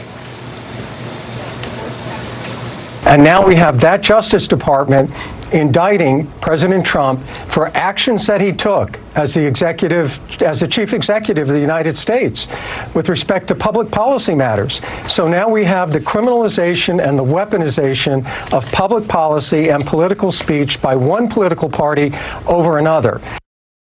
What else do we expect to hear, Garrett, in a legal defense from the former president's team? Not a political defense, but a legal one. Well, Hallie, as always with all things Donald Trump, there's a lot of overlap between the two. But the defense that his lawyer just laid out there on Fox, where it veered into the purely legal and not the political, was probably about threefold. First, that he would rely heavily on advice of counsel, that everything Donald Trump did in the context of this indictment was something where he leaned on his attorneys, basically that he was told the behavior he was engaging in was legal. Now, there's some indication within the indictment that there are specific points of evidence to suggest that that's not true, that Trump was told in some instances that things that they wanted to do were not legal, and that he went ahead with it anyway. But that's part of the defense they're going to make. Second is more political, but still legal. The idea here that somehow the DOJ is criminalizing politics, that much of the speech that Donald Trump made, particularly the speech on the ellipse, but also in other public forums, was him making political statements, even hyperbolic ones. But there's nothing illegal about hyperbolic political statements. In fact, these attorneys will argue, that's the kind of language that the First Amendment is most designed to protect, unpopular political speech, and that they can make a First Amendment defense on those pieces of the puzzle. And then they go kind of further into it to suggest that, as you heard a little bit of that clip here, that the things he was asking to do were things that he truly believed. And that goes to this question that I think has come up with a lot of our other more legally talented reporters than I, that whether Donald Trump chose to believe these things or whether he didn't believe them is going to be key to the prosecutor's case, whether he knew he was lying. The attorney, John Lauro, made the case that he says he'll make in court that Donald Trump truly believed all these things would be true, that he would testify to that under oath, and that they'd be perfectly happy, he says, to relitigate all the complaints that Donald Trump has made about the 2020 election in a courtroom, to shine a spotlight on it, to prove that he still believes it to be true. So separating out the threads of what's purely political there and what's a solid legal defense is a job for someone with more advanced degrees than I. But you see the outlines of what a Trump legal team could try to do in a courtroom if and when we get to that point. Garrett, thank you. You have teed us up nicely for one of our legal analysts, and Danny Savalos or Kristen Gibbons-Fedden. I'll get to you with more on that in a second, but I want to get in some developing news. And Ken, this is probably your purview, related to one of those unnamed, unindicted co-conspirators in this indictment. The person named as co-conspirator 1, we can report now, appears to be Rudy Giuliani, the former president's former attorney, based on previous testimony, et cetera. For example, and we identified this from the indictment, that there is a discussion about a conversation that happened on December 1st when this person, again, co-conspirator number 1, met with Arizona House Speaker, who at the time was somebody named Rusty Bowers. There is a quote attributed to Giuliani where they said something like, or to the co-conspirator 1, we don't have the evidence, but we have lots of theories. This matches what Rusty Bowers, that Arizona House Speaker, said at the January 6th House Select Committee's public hearing. A Giuliani advisor is telling NBC News that the mayor has not been contacted by the special counsel's office, and he has no reason to believe that he will. So, Ken, let me go to you on this, and let me just explain. We are connecting some dots here, because we don't know, right? The indictment doesn't say Rudy Giuliani, but it does attribute a quote to this person number 1, a quote that we've heard in a previous public setting attributed to Giuliani himself. That is how we are making this connection. It is not surprising, Ken, given how central Giuliani was to this plot, as we saw in the months after the election. No, it's not, Hallie, and just a little peek under the curtain for how we do our work. This is not, there's nothing magic about this. This happens all the time. The Justice Department does not name unindicted persons in indictments, but it's often very obvious from other public records who they are. And all you do is compare the statements that have been made, and particularly we have all this evidence in the January 6th committee. So we're going to be able to tell you fairly soon who all these people are, these unindicted co-conspirators. But, you know, it's so interesting on so many levels. First of all, the decision to name Donald Trump alone as a defendant really, I think, speaks to the interest that the special counsel's office has in getting this case to trial faster. As I was talking to legal experts and gaming out the scenarios here, they all to a person said that if they want to get this to trial as fast as possible, they will name only Donald Trump as a defendant and deal with the rest of the co-conspirators later, because that's what they can do. And, you know, there isn't a world in which there is a conspiracy if this stuff was criminal, and that's a big if. Garrett told you what the defenses are going to be, and they're not insignificant legal defenses. If it was criminal, there's no world in which Rudy Giuliani wasn't involved. I mean, he's already had his law license suspended in D.C. and New York over the representations he made in court that could not be stood up about bogus allegations of fraud in the election. So again, if it's crime, and I think, you know, Trump's defenses should not be dismissed, because this is going to be a battle royal. And a lot of legal experts I was talking to about this case were sure that the Justice Department must have had a lot of new evidence that we weren't aware of, because they were not convinced that on the face of it, this was a very strong case. And as it happens, there isn't a lot of new evidence in this indictment. There's a lot of stuff that we already saw in the January 6th hearings presented in a very compelling and definitive way. And now they're going to litigate it, and it's going to be fascinating to watch, Hallie. Danny, the opining of a legal expert has been much requested here on the show. Let me give you, in the 2 minutes we have left, a minute to talk through how you see this and your response to what's been brought up. Look, I mean, you mean specifically what Ken was talking about? Yeah, and Garrett, too, to the point that the Trump legal team is going to try to put forward a defense here to suggest that the former president was simply doing what somebody in his position would do. Right. So, I mean, the argument would probably fall into the absolute immunity category. I am the president, therefore I'm doing something related to an official proceeding. But the problem with that is that it was so clearly related to his campaign and absolutely nothing related to being the president, except that a lot of these things happened in the White House with senior members of DOJ who he was allegedly trying to get. And of course, this is all alleged, but he was allegedly trying to get to help him subvert the election. So that's going to be a tough one. Any defense of immunity like that probably won't fly. We've talked about the former president. Let's briefly touch quickly on the current president, because he is not even in Washington, Mike Memley. He is in Delaware, where you are.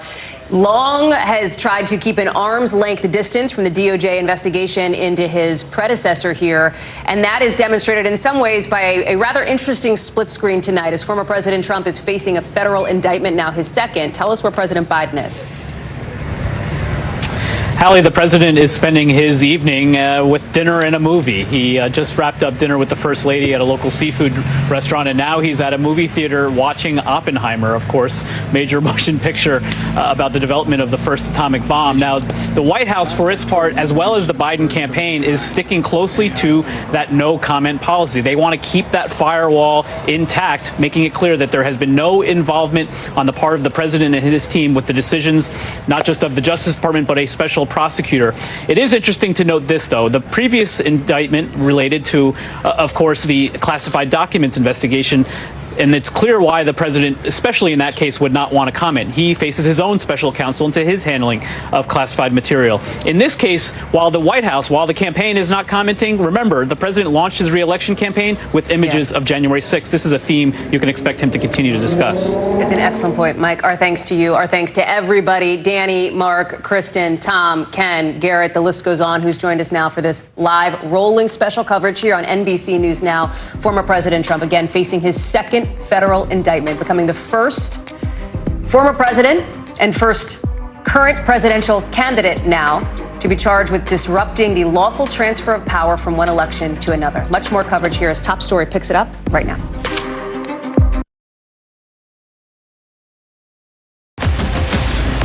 Tonight, breaking news: former President Donald Trump criminally indicted for a third time. The special counsel charging Trump with 4 felony counts related to his efforts to overturn the 2020 election.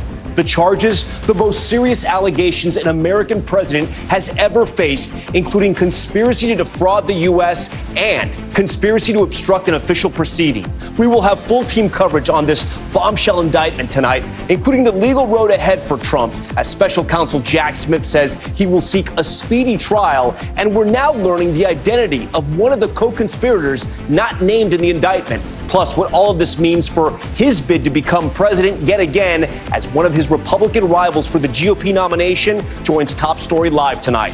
Also breaking, no more room. The migrant crisis in New York City spilling out onto the streets. Asylum seekers forced to sleep on the sidewalk as the city's mayor says shelters have run out of space. Migrants from South America and Africa crowding sections of Manhattan because they have nowhere to stay. Our Ellison Barber takes us inside one of those overcrowded facilities tonight. The suspected Gilgo Beach serial killer making his first appearance in court, what prosecutors revealed about evidence they've discovered, as we get a first look inside of his home, where investigators say the alleged killer was living a double life. Killed for voguing? Surveillance video showing the moments before a deadly confrontation in Brooklyn. A man who was dancing to Beyonce with his friends stabbed and killed. The search for the teenage suspect tonight, and the tribute just posted by Beyonce. Desert wildfire, a fast-moving blaze fueling a dangerous fire whirl in California's desert. The all-out efforts to contain that raging wildfire tonight. Plus, wild video out of China igniting a debate online.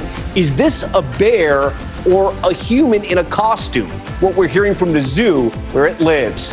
And Great Scott, Back to the Future is back, this time on Broadway. Our conversation tonight with the creator of the mega hit from the 80s and the actor tasked with bringing Marty McFly to life on stage the moment he found out he scored the role and the advice he got from Michael J. Fox himself. Top Story starts right now.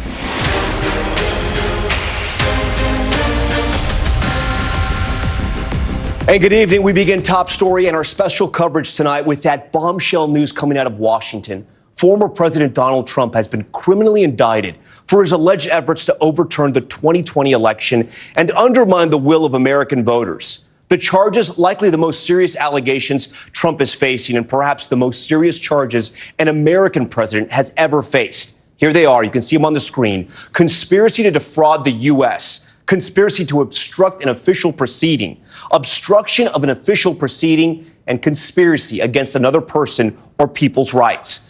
Those charges, handed down by special counsel Jack Smith, centered around the former president's efforts to overturn his 2020 election loss to President Joe Biden. Some of the most serious allegations involving Trump's communications with Vice President Mike himself. I want to read a portion of the indictment. You see it on your screen right here. On January 1st, the defendant called the vice president and berated him because he had learned that the vice president had opposed a lawsuit seeking a judicial decision that at the certification, the vice president had the authority to reject or return votes to the states under the Constitution. The vice president responded that he thought there was no constitutional basis for such authority and that it was improper. In response, the defendant, Trump, told the vice president, quote, "You're too honest." The indictment goes on to say on January 3rd, the defendant, Trump, again told the vice president that at the certification proceeding, the vice president had the absolute right to reject electoral votes and the ability to overturn the election. The vice president responded that he had no such authority. Those communications, of course, happening in the days leading up to the January 6th Capitol riot, a dark day in our nation's history that ultimately spurred this investigation. This indictment, the third levied against the former president, the second by special counsel Jack Smith, who spoke late today about the decision to bring these latest charges. We wanted you to hear directly from him. Here's the special counsel. Today, an indictment was unsealed, charging Donald J. Trump with conspiring to defraud the United States, conspiring to disenfranchise voters, and conspiring and attempting to obstruct an official proceeding. The indictment was issued by a grand jury of citizens here in the District of Columbia, and it sets forth the crimes charged in detail. I encourage everyone to read it in full. The attack on our nation's capital on January 6th, 2021, was an unprecedented assault on the seat of American democracy. As described in the indictment, it was fueled by lies.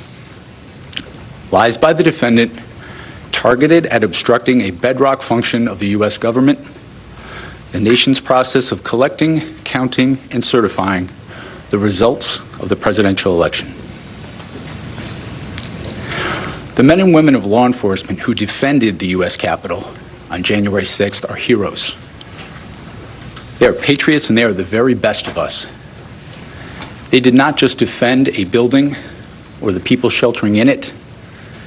They put their lives on the line to defend who we are as a country and as a people. They defended the very institutions and principles that define the United States.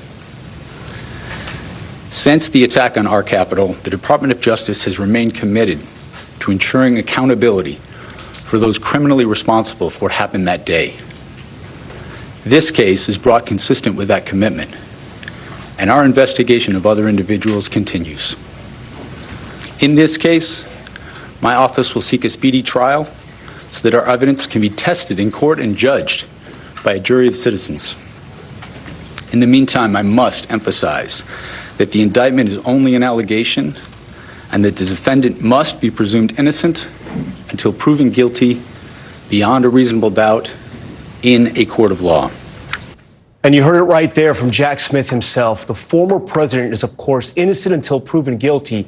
Trump tonight slamming the indictment, calling it a weaponization of the Justice Department and a witch hunt.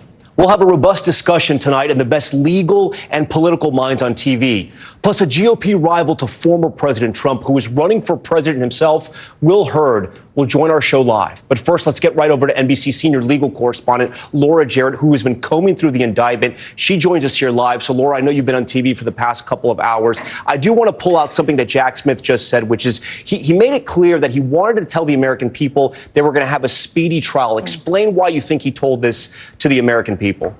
Well, it's really a defendant's right to have a speedy trial, Tom, and in many cases, a defendant wants that because they're in custody and they obviously want to get on with it. In this case, obviously, the defendant is somebody quite extraordinary, the former president, the frontrunner for the Republican Party, someone who, by all accounts, has wanted to delay this legal process as long as possible, and certainly that's been the case with the first indictment that he faced from the special counsel, Jack Smith.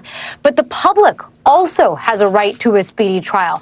And in this case, according to prosecutors, the public, the voters, the American people are really the victims of this alleged crime, this alleged conspiracy perpetrated by the former president of the United States. And so I think you're going to continue to hear from prosecutors, to the extent that they can speak about this case in court and through their filings, that the voters have a right to have this trial happen as soon as possible, Tom. You know, Laura, I know we have some new reporting tonight. There are several co-conspirators in the indictment, but they're not named. We're now getting the identity. We're able to report this now of one of those co-conspirators? Yes, John Eastman, known as sort of the architect of the plan to try to overturn the election, to try to pressure the vice president to use his power to try to either delay or block outright the certification of the votes on January 6th. Remember, for those at home, he really just has a ceremonial role there. Well, Eastman had come up with this plan to use fake electors, pro-Trump electors who had no authority at all.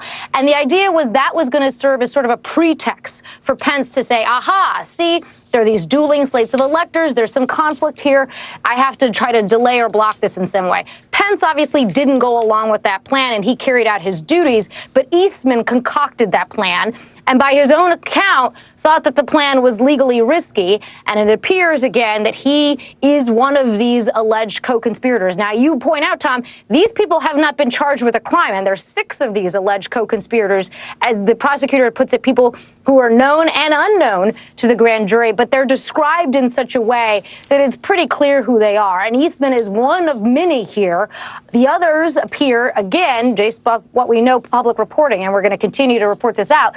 Again, people like Giuliani, people who are actually Trump's own attorneys, are at issue here and face some jeopardy. But again, they have not been charged. They have denied any wrongdoing, and it's important to state that, Tom. All right, Laura Jarrett leading us off here. Laura, we always appreciate all your analysis and reporting. For more legal analysis on this unprecedented indictment of a former president, we have 2 of the best here in-house with us in studio. I want to bring in former federal prosecutor Christy Greenberg and Danny Savalos, of course, a criminal defense attorney and NBC News legal analyst. I'm going to push you guys both on this because we sort of laid out the facts for our audience. I got to tell you, throughout this indictment, there's a lot of pages, and Jack Smith makes it a case to say the president lied or gave false statements over and over again. But at the top of the indictment, he says that itself is not a crime. There's freedom of speech, and the president can interpret election results any way he can. How does he connect the dots from saying all these lies, from misinterpreting facts, pushing people, to then conspiracy? Well, there's a difference between lies and material lies that are used as a fraud and a pretext to be able to try to change the results of an election, to obstruct an official proceeding with corrupt intent. That's one of the charges here.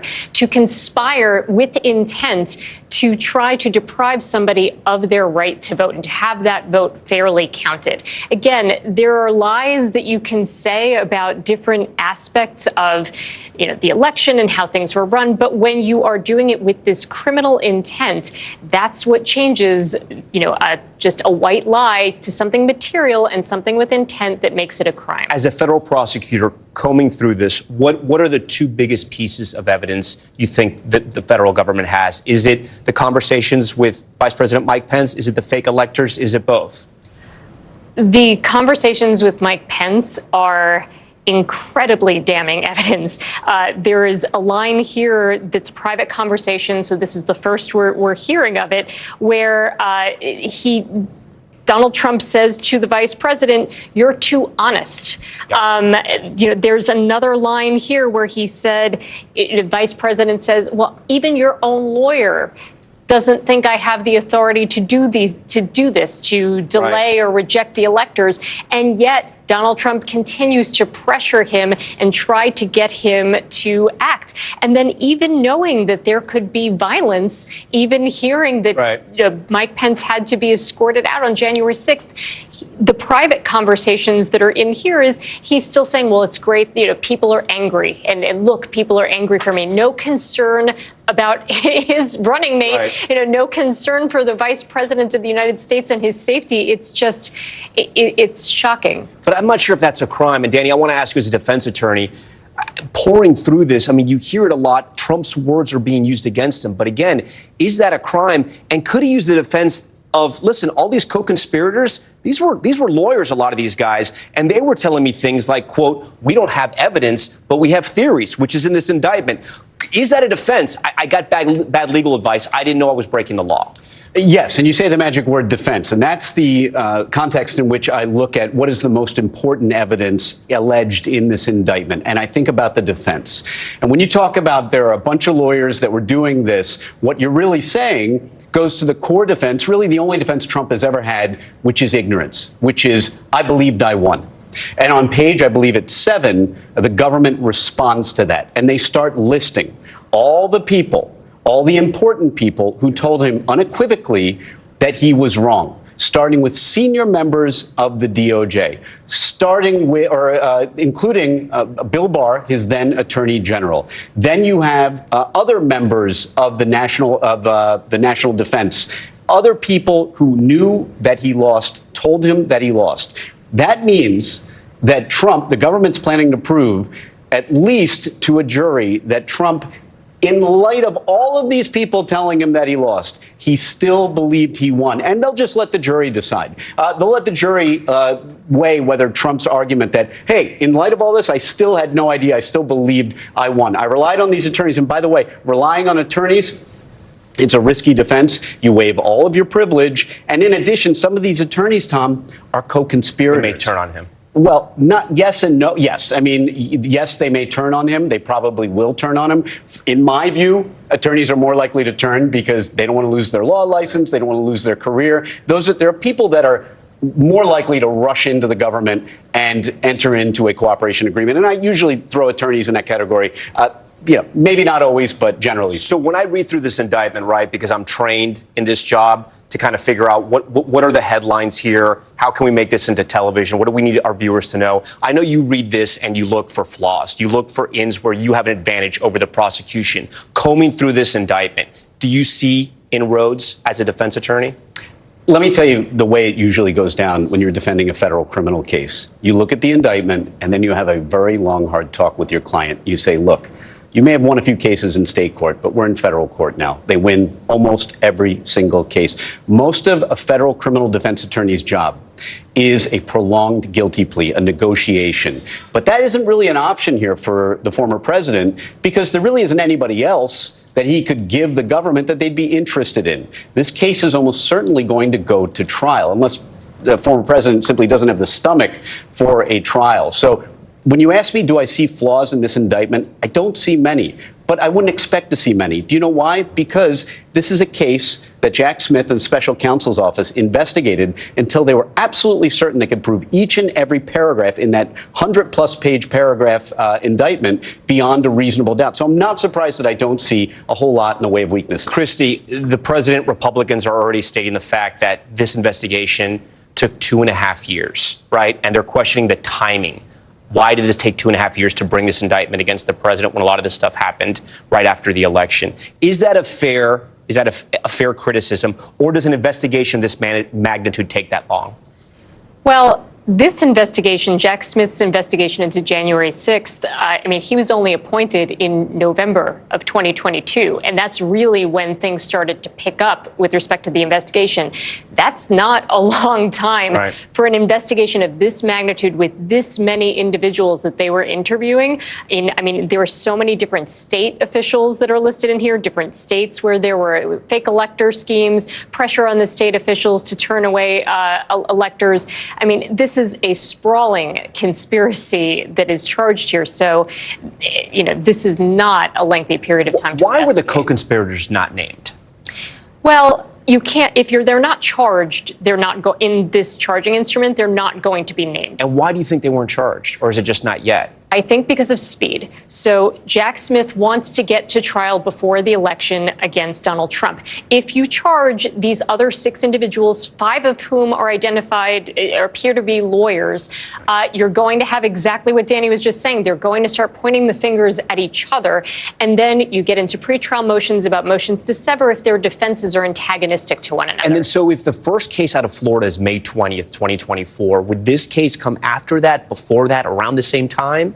This could come before it because unlike that case, which has classified discovery and there are procedures for how you go about reviewing that discovery, this, I mean, there may be some classified files, but by and large, it seems like this is non-classified discovery. This is a judge in D.C. that has dealt with January 6th cases before. It's one defendant. This is a case that could move and go before that May date. So, Danny, this is not your world, but I want to set this up for my question. We're going to talk about this with the political panel in just a moment, but a poll came out today, New York Times stand-up poll. It shows President Biden and former President Trump neck and neck, right? Former President Trump is way out ahead in the GOP primary. He's likely to be the nominee. If he wins the nomination and he beats the current president and he is found guilty, can he pardon himself? What happens in that scenario? The answer is a definitive nobody knows because it's never happened. But far better for the president is that, or the former President Trump, is that he delays this case until after he is sworn in, and then he doesn't need to deal with the thorny issue of a pardon. You know what he does? Can he delay it, though? I thought they're going to have a trouble delaying this before the election. Well, the answer to that question, yes, they can try, and they may be successful, and there are reasons, but ultimately it's up to the judge to decide when this case goes forward. Federal court moves much more quickly, but he doesn't even need to deal with a pardon. If the case is still open, he interviews around, gets the attorney general, who either explicitly or implicitly promises that he will end this investigation. The investigation goes away. Donald Trump no longer has any federal concerns if he can just delay this case until after the election, and specifically after he's sworn in. But the state cases, he cannot pardon himself. He cannot do anything. Danny Ceballos, Christy Greenberg, we thank you so much for your analysis. With the former president indicted again, many of his 2024 opponents still reluctant to speak out. But former Congressman Will Hurd, one of the last to enter the contest, has been unafraid to go on the attack, even saying he won't sign the RNC's pledge to support the eventual party nominee. He worked for the CIA before serving in Congress for 6 years, representing a swing district that stretches from El Paso to San Antonio in Texas. Former Congressman and current presidential candidate Will Hurd joins me live now on Top Story. Congressman Hurd, what's your reaction to this indictment? Well, my reaction is simple, and it's a continuation of something I said last weekend. Donald Trump is not running for president to make America great. He's not running for president to represent the people that voted for him in 2016 or 2020 or who donated to his campaign. He's running to stay out of prison. And the fact that $3 out of $4 of his campaign, people that donate to his campaign, go to paying for his legal fees is outrageous to me. And the fact that more candidates are so afraid of challenging Donald Trump and being upset by this is nuts to me. And the bottom line for me is that let's take away the names, let's take away the letters after the names. Is this the kind of behavior that anybody would want from a president, whether it's Republican or Democrat? And the answer is no. And I appreciate that you are innocent until proven guilty, but also nobody is above the law. So, Congressman Hurd, then what's happening with your party? Because he's leading in the polls, and he's not leading in the polls like he was in 2016. He's leading in the polls by a monster margin. Look, I recognize that he is a leading candidate. Joe Biden, obviously, the leading candidate on the other side. 2/3 of Americans want neither one of them on the ballot. People want something different. Here's the thing that we got to remember about polls. Polls is a snapshot in time. Running for president is not one election; it's 50 elections, and we have 24 weeks before the first vote. And here's what people are recognizing: people that have voted for Donald Trump both times are sick and tired of his baggage and recognize that if they're frustrated with how DOJ is operating or the FBI, if they're frustrated with Joe Biden and what Hunter Biden is doing, they realize that the worst person to litigate those issues is the person that has so many indictments already and probably more. So I think you're going to see things evolving as we get closer to the election. And guess what? We're going to see this hopefully on the debate stage. And folks want to see these things brought in front of Donald Trump. Help me make that requirement and go to heardforamerica.com and donate at least $1. Yeah, Congressman Hurd, I hear you say that about the polls, but I also want to roll some video from an event this weekend in Iowa. I won't need to remind you, you were there, you lived through it, but our viewers may not be familiar with it, so let's watch. Donald Trump is not running for president to make America great again. Donald Trump is not running for president to represent the people that voted for him in 2016 and 2020. Donald Trump is running to stay out of prison. And if we elect Donald Trump, we are willingly giving Joe Biden 4 more years in the White House, and America can't handle that. God bless you, and God bless America. Congressman Hurd, you said what you said right here on this program, and you were booed by Iowa Republicans. What's going on? Well, look, there were some boos, of course, but there were also some people that didn't move, and there were some people that actually clapped. And the people that I was talking to are the folks that believe in personal responsibility. The people that I was talking to are the people that believe service matters. The people that I was talking to by saying those statements are the people that believe in common sense. And there's more of those folks. And you can't be afraid of Donald Trump, but we also got to be articulating a vision for the future. People are frustrated with the direction of the country. They want someone who's working and dealing with complicated issues that we're dealing with now, whether that's the Chinese government trying to surpass the United States of America as the global superpower, or artificial intelligence going to upend every single industry, not in 10 years, but in 2 to 3 years. These are the things people want us to focus on. But guess what? If we're talking about Donald Trump's indictments, if we're talking about the problems with Hunter Biden, we are unable to talk about these issues that are required to make sure that this experiment called America lasts for another 247 years. Those are the people that I'm talking to. Those are the people that we need to show up. Let's go back to 2020. The lesson of the 2020 election was don't be a jerk and don't be a socialist. The lesson of the 2022 election was candidates actually matter. And the fact that Donald Trump is a proven loser, he lost the House in 2018, he lost the White House and the Senate in 2020, and he prevented a red wave from Congressman coming forward. We need to make sure we're electing someone that can target these new voters. The debate is less than a month away. Will you make that debate stage? Mm-hmm. I'm getting close. I'm working there. If your viewers want to see me on there, heardforamerica.com, donate at least $1. I'm feeling confident about hitting the requirements to do that. And then, Donald Trump hasn't agreed to whether he's going to be on the debate stage. I do. Before you go, if the former president is on that debate stage and you're on that debate stage as well, you qualify, what will you tell former President Trump when you see him face to face?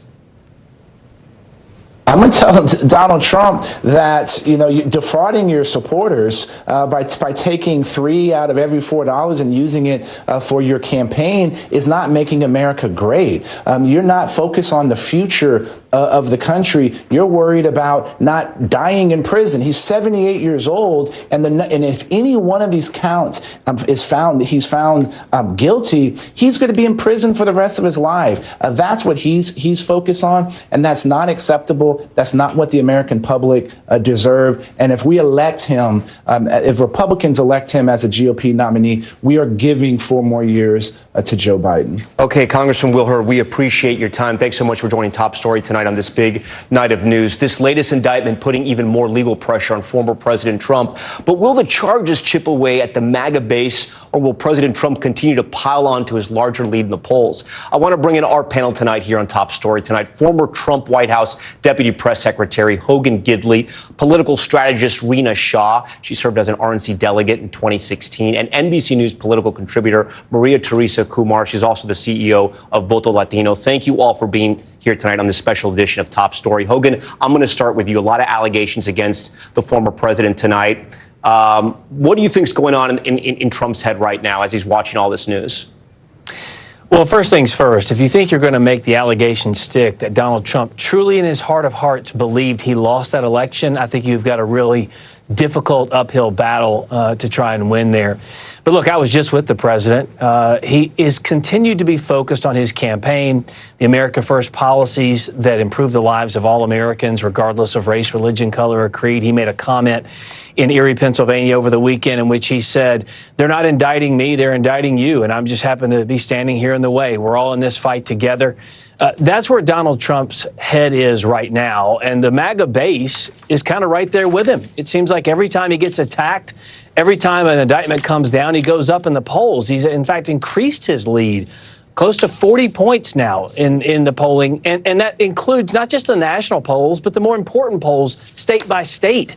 He's way up in Iowa, New Hampshire, and South Carolina as well. And so right now, pending some real bombshell, Donald Trump looks like he's poised to take the nomination and cruise on to victory. Yeah, Hogan, what do you tell to Trump supporters who funded his PAC to the tune of about $105 million, and now there's only about $4 million left because it's all gone to legal bills?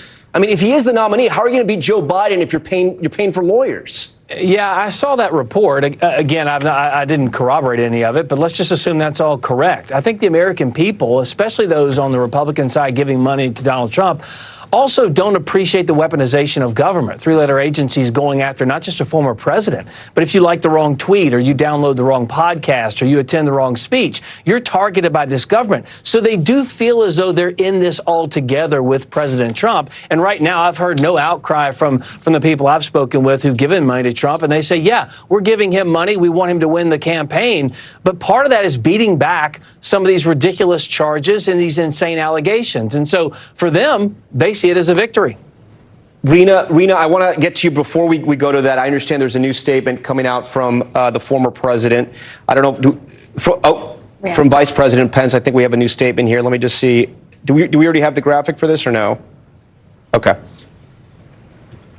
Okay, here it is. The former vice president said in part, quote, today's indictment serves as an important reminder anyone who puts himself over the Constitution should never be president of the U.S. So I actually want to go to you, Rina. I was talking to you earlier about this. You know, we spoke about this yesterday. His poll numbers are surging. Do you think with this third indictment now, he's going to go even higher in the Republican polls?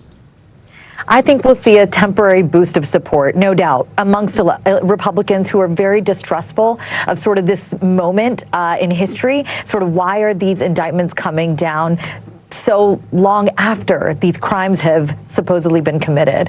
Now, look, there's something also that factors in here that's really huge. Here on Capitol Hill, you have a number of folks who sit in elected positions right now who carry the water for the former president every day. They sow doubt in the minds of Republican voters, even those who are lukewarm about former President Trump's candidacy now. Those elected officials know better. They know that this third indictment is essentially about election interference. They know it's about fraud in an American election. And look, I'm of the mentality that if you go looking for fraud in an American presidential election, you're going to find it like you're going to find sand in the desert. But the question really here is how much of that? And is there an overwhelming amount? And as everybody goes through these some 50 pages of this indictment, what becomes clear essentially is that Jack Smith wanted to paint a broad brush of charges here, I believe, to get this past a judge and to a jury. So a jury of peers, I think we'll see this for what it really is something that paints out the former president to be crying victim over something that he really should be taking accountability for. But with the Republican electorate right now, you're just going to see a temporary boost of support. I don't think that will be sustained, and it's going to take a lot more for Trump to carry that. Okay, Rina. Maria Teresa, so we mentioned the poll numbers on the GOP side, but there's a poll out now from the New York Times Siena poll that shows the former president, I want to put this up on the screen for our viewers now, the former president and President Biden neck and neck. Look at this. So you got to ask yourself, I mean, what happens here? What is Joe Biden doing wrong? And is former President Trump doing something right? No one's paying attention. It's the middle of summer and people are enjoying themselves and going outside. And I say this, Thomas, because when we did a very similar poll right during the midterm elections, one thing we found was not only were people saying they were lukewarm on Biden, they wanted the other candidate. And then when we went ahead and voted Latino poll, it's like, which other candidate? They couldn't name one that they wanted to go for. So what we're going to see right now is this play out in the court of law, in the court of the media, in the court of people's conversations tonight. And when we come in the fall, when you really see this ramping up, you're going to see Joe Biden's packages that he's delivered, whether it's the IRA, whether it's the chips, actually started coming into fruition. For the first time in a long time, we see gas prices coming down. You're going to start seeing milk coming down, eggs, the cost of eggs coming down. And people are going to say, wait a second. But don't you think the current president should be in a better spot, though? You have a former president who's been indicted 3 times. Right. No. Well, this... I mean, and January 6th, I mean, everything that you guys have been talking about for the last 2.5 years against the Republicans. I mean, and the race is still kind of where we were in 2020.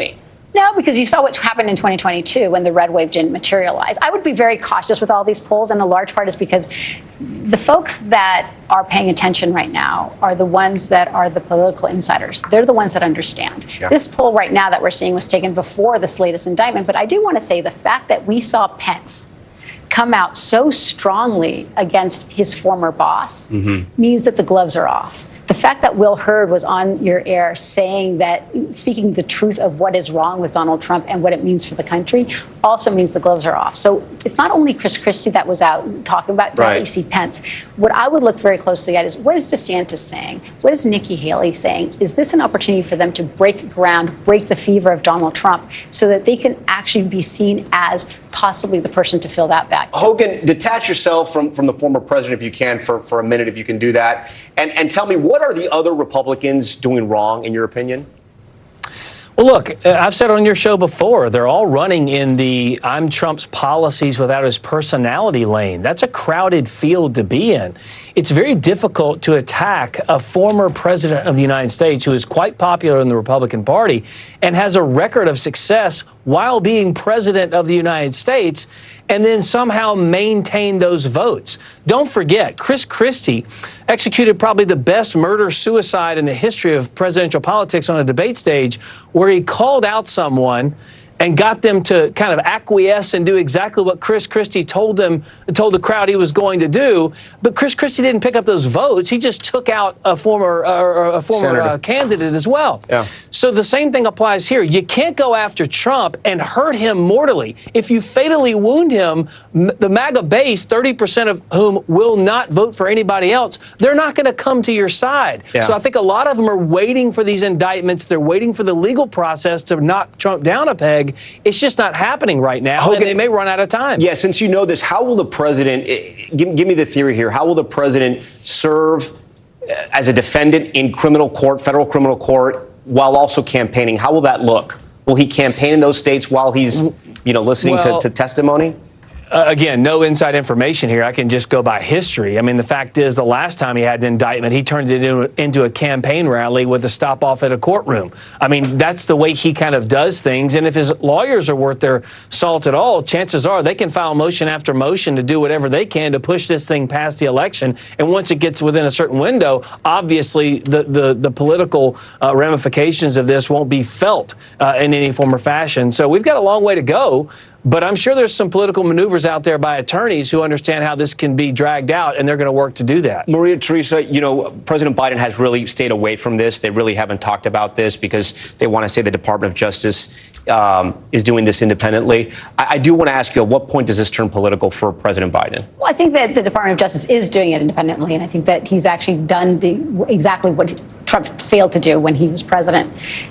Personally, I think one of the things that you're going to see is not the president engaging, but perhaps the vice president engaging. She is the former Attorney General of California. You saw how she, when she was a senator, when she cross-examined Kavanaugh, she has that muster, but she also has the political acumen of being able to do it in a way that creates a buffer between her and the president. So I would not be surprised if Kamala, when she goes on the road, the vice president, when she goes on the road, she's the one that's going to be engaging those conversations. Okay, Maria Teresa, Rena. Hogan Gidley, always a pleasure. Thank you all for joining us here tonight on Top Story. Still ahead tonight, the growing migrant crisis here in New York City. Have you seen these images? Asylum seekers from Latin America and West Africa forced to sleep on the streets of Midtown Manhattan as shelters run out of room. Our Ellison Barber inside one of those overcrowded facilities tonight to find out what's going on in New York. Plus, another developing story in Manhattan tonight, a driver striking multiple pedestrians in a crowded Midtown block. We'll explain. This is just coming in. And the video out of China generating a great debate online. What is this? Is it a bear? Is it a human? The zoo at the center of this controversy, setting the record straight tonight. Stay with us.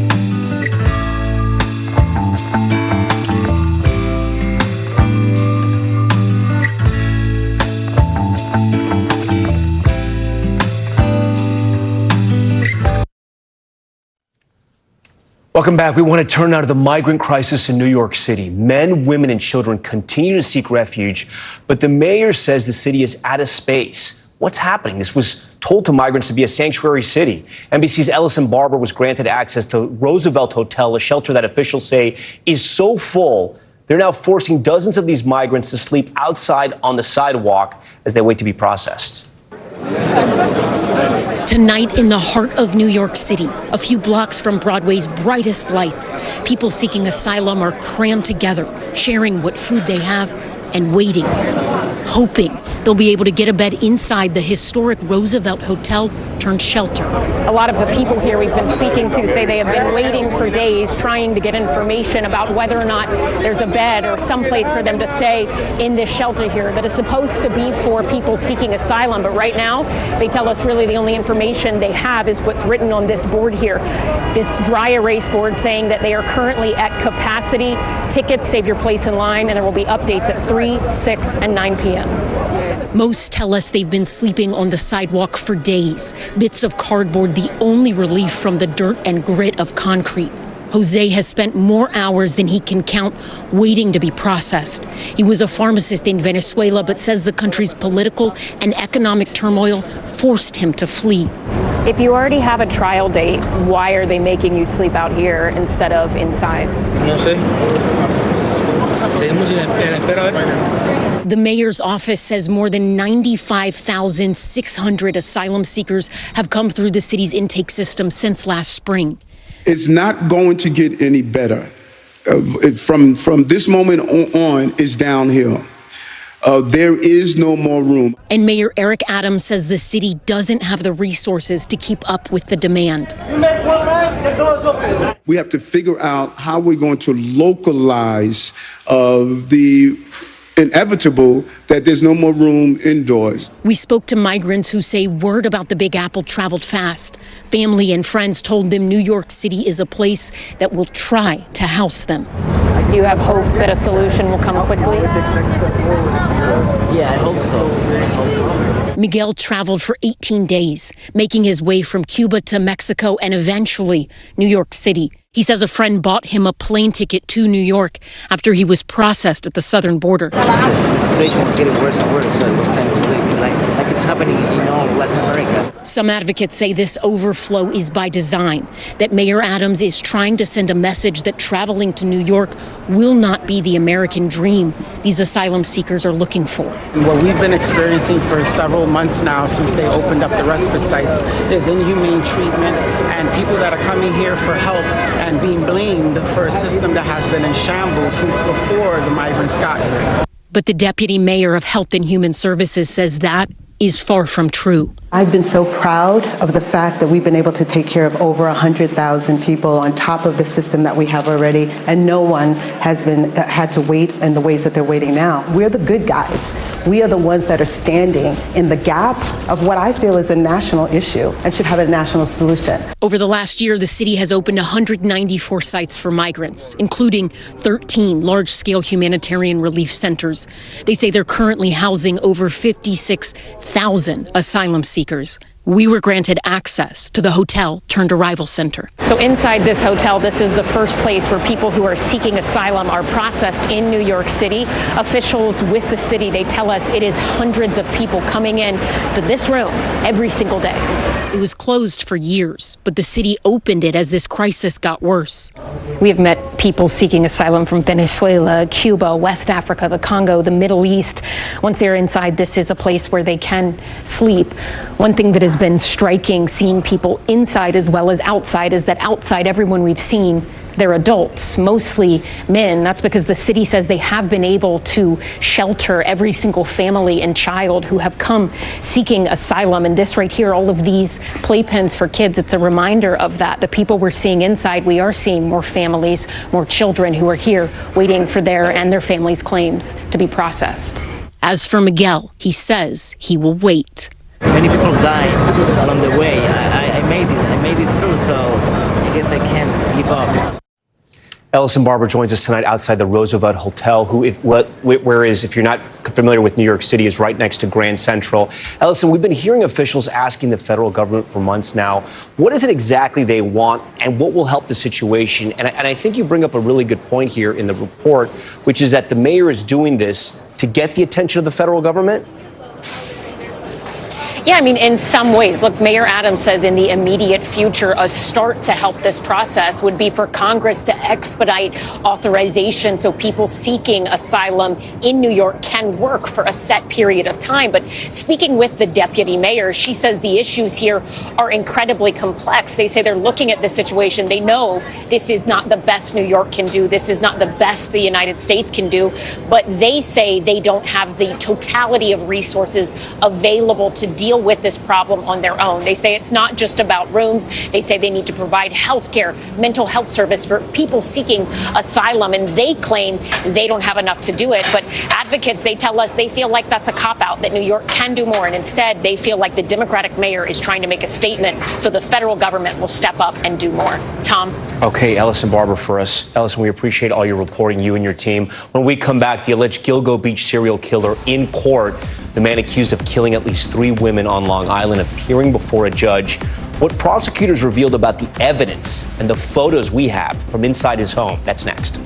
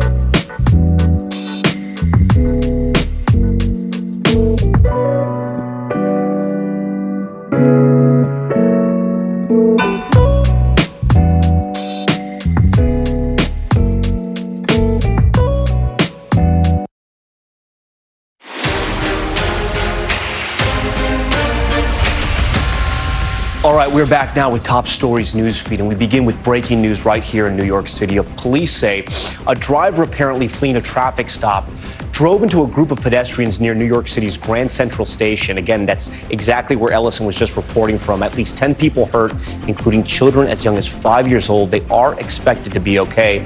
One suspect is in custody, and police are searching for a second. Also in New York, the suspect in those Gilgo Beach killings in court today.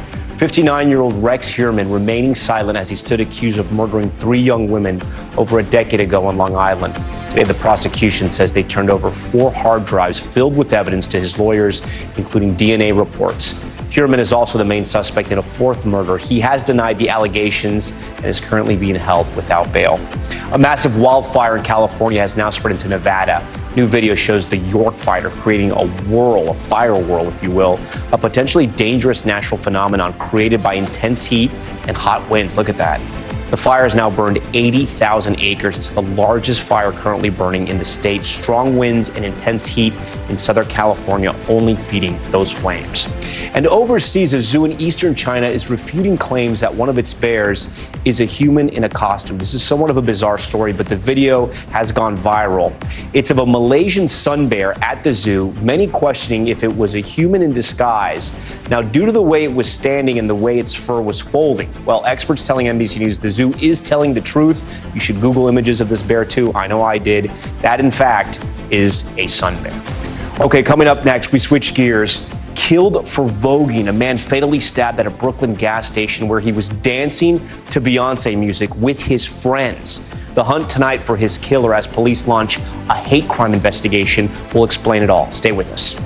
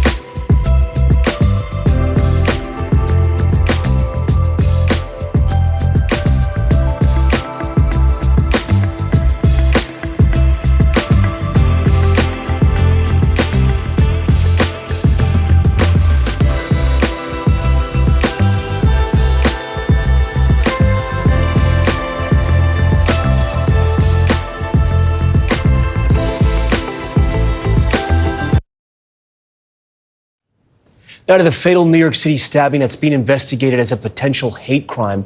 Police are searching for a 17-year-old who killed a professional dancer after allegedly hurling homophobic remarks. NBC's Antonia Hilton reports.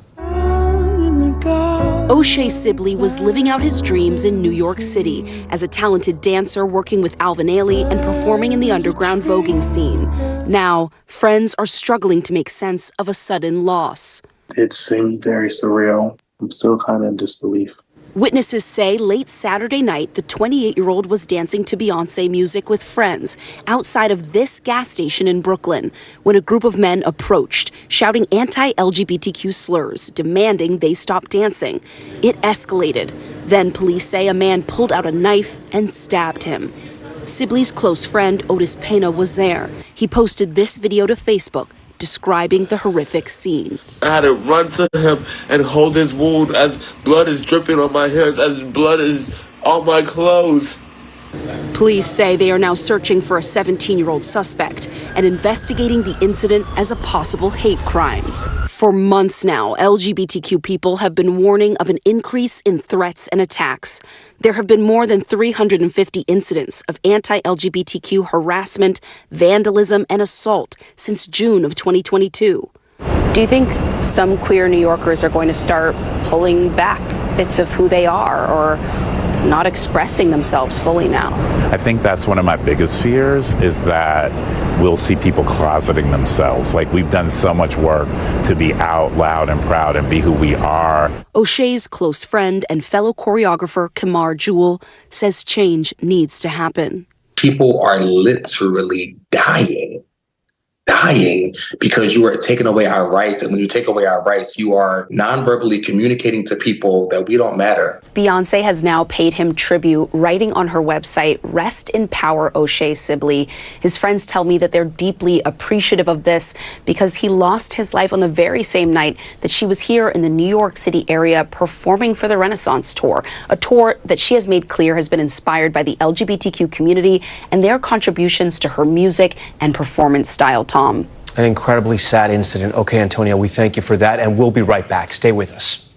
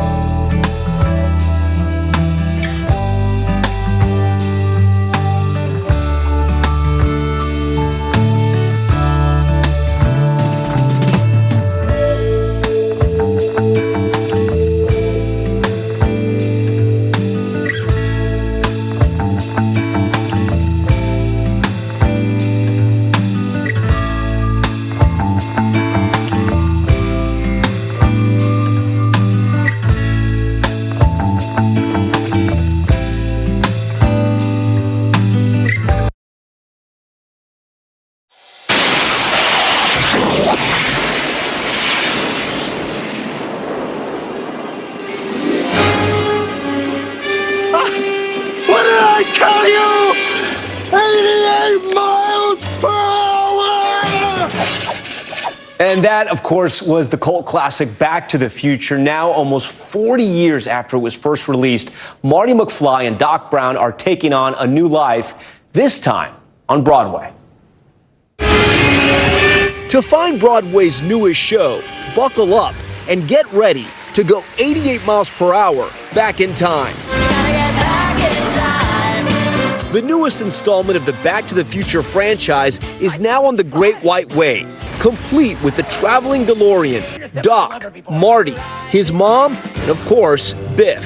Hey, McFly! But now the 80s classic is adapted for the stage with a reimagined plot, a collection of songs. You don't need money. Some you know from the film, but also new ones. Great Scott! I had a chance to sit down with the actor playing Marty McFly, Casey Likes, and the co-creator and writer of the film and musical, the famous Bob Gale, who told me how he came up with the original story. I found my father's high school yearbook when I was visiting my parents in the summer 1980, totally by accident. And I said, if I went to high school with my dad, would I be friends with him? And that's when, you know, the proverbial bolt of lightning hit me in the head. I said, there's a movie. Not just one movie, 3, and now a hit musical that comes to Broadway after an award-winning run on the West End in London. And get this, the star of the show now was born 16 years after the first movie was released. So you weren't even born when it came out, and now you're playing this iconic role. When you got the role, when you won the audition, what did you think? I was as thrilled as I was terrified, which I think is the healthy reaction to have when you get a part that is so synonymous with the actor who originally portrayed it. I mean, Michael is Marty McFly, and that is why Marty McFly is who he is in our conscious. And yeah, just trying to wrap my head around kind of doing my own version of that. Recently, the new Marty got a chance to meet the original when Michael J. Fox attended a special performance to benefit his foundation dedicated to finding a cure for Parkinson's. I ran over to him and I just said, "Hey, Michael, do you have anything you can give me before I go on stage?" And he goes, "Kick ass, and you can, if you put your mind to it, you can accomplish anything." Oh, that's great. And then a minute later, I walked out on stage. And on stage, like in the movie, there is magic. The DeLorean coming to life and seeming to speed right into the audience. Talk to me about the moment you saw the final sort of graphics, special effects package on stage, because it really is incredible. I didn't know how they were going to do it. When they started, they didn't know how they were going to do it. And thanks to a lot of computer technology, which allows the backgrounds to move in sync with the car move, and you feel like you're watching that car go 88 miles per hour and turning and doing donuts and all that stuff. It's an incredible illusion. Adding to the action-packed show, which runs just over 2 hours, singing, dancing, and even some skateboarding. Well, there's a few prerequisites that I had to kind of nail down. You know, you gotta skateboard, you gotta play guitar, you gotta be able to keep your stamina up, so you can run away from Biff a million times, 8 times a week, and you gotta sing. On top of that, it's just also, you know, it's a big musical theater role. It's like, you know, I'm singing at the top of my range. I'm going through some emotional moments. It's kind of an actor's dream. Is there a pressure? I mean, was there a pressure? Is there pressure every night? You had Michael J. Fox in the audience, Steven Spielberg, thousands of fans across the world that grew up with this movie. Is there a pressure to deliver for them every night? Absolutely. And I think it's a healthy amount of pressure. I think, like I was saying earlier, you have to love something. You have to tell them that you love it. And once they see that, they're willing to go on the journey with you. But they know Bob loves it. I mean, he wrote the thing, you know? But, you know, I'm a new character in this whole world of Back to the Future. So once those fans accept that I'm on the same page as them, I think the pressure goes down. And for diehard fans hoping for a Back to the Future 4, the gatekeeper of all things Marty and Doc says, if your soul needs more than 1.21 gigawatts, head to Broadway. When people say they want Back to the Future 4, what they're really saying is I want something that gives me the experience I had when I saw the first Back to the Future movie. And this musical does This that. is it. This gives you your dose of Back to the Future that everybody has wanted. And people that have never seen the movie in an audience, and of course they're going to see the show in an audience, and there's this extra energy. You get this adrenaline rush. You were there. You know what I'm talking about. And that is the best thing that we can do to keep Back to the Future alive. And I can report back, it is a great show for fans of all ages. We want to thank Bob and Casey for spending the time to talk to us before their big opening night this Thursday. And we thank you for watching Top Story tonight. I'm Tom Yamas in New York. Stay right there. More news on the way.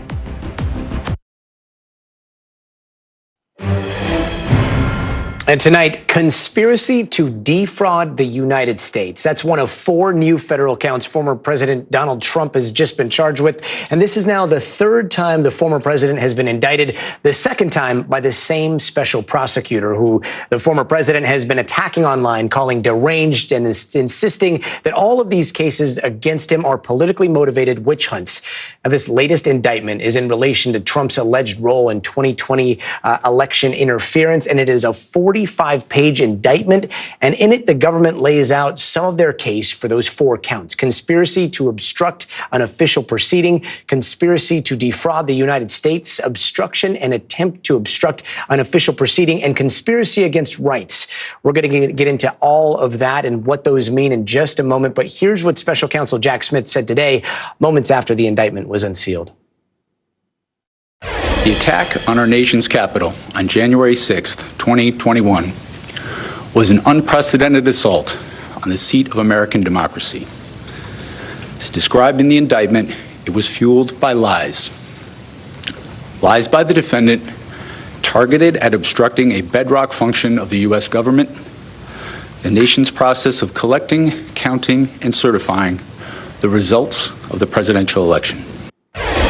Now, word of this indictment has been looming for weeks after Trump said he had received a target letter from the Department of Justice. And even today, just minutes before his official indictment was handed down, the former president took to Truth Social announcing that he was about to be indicted.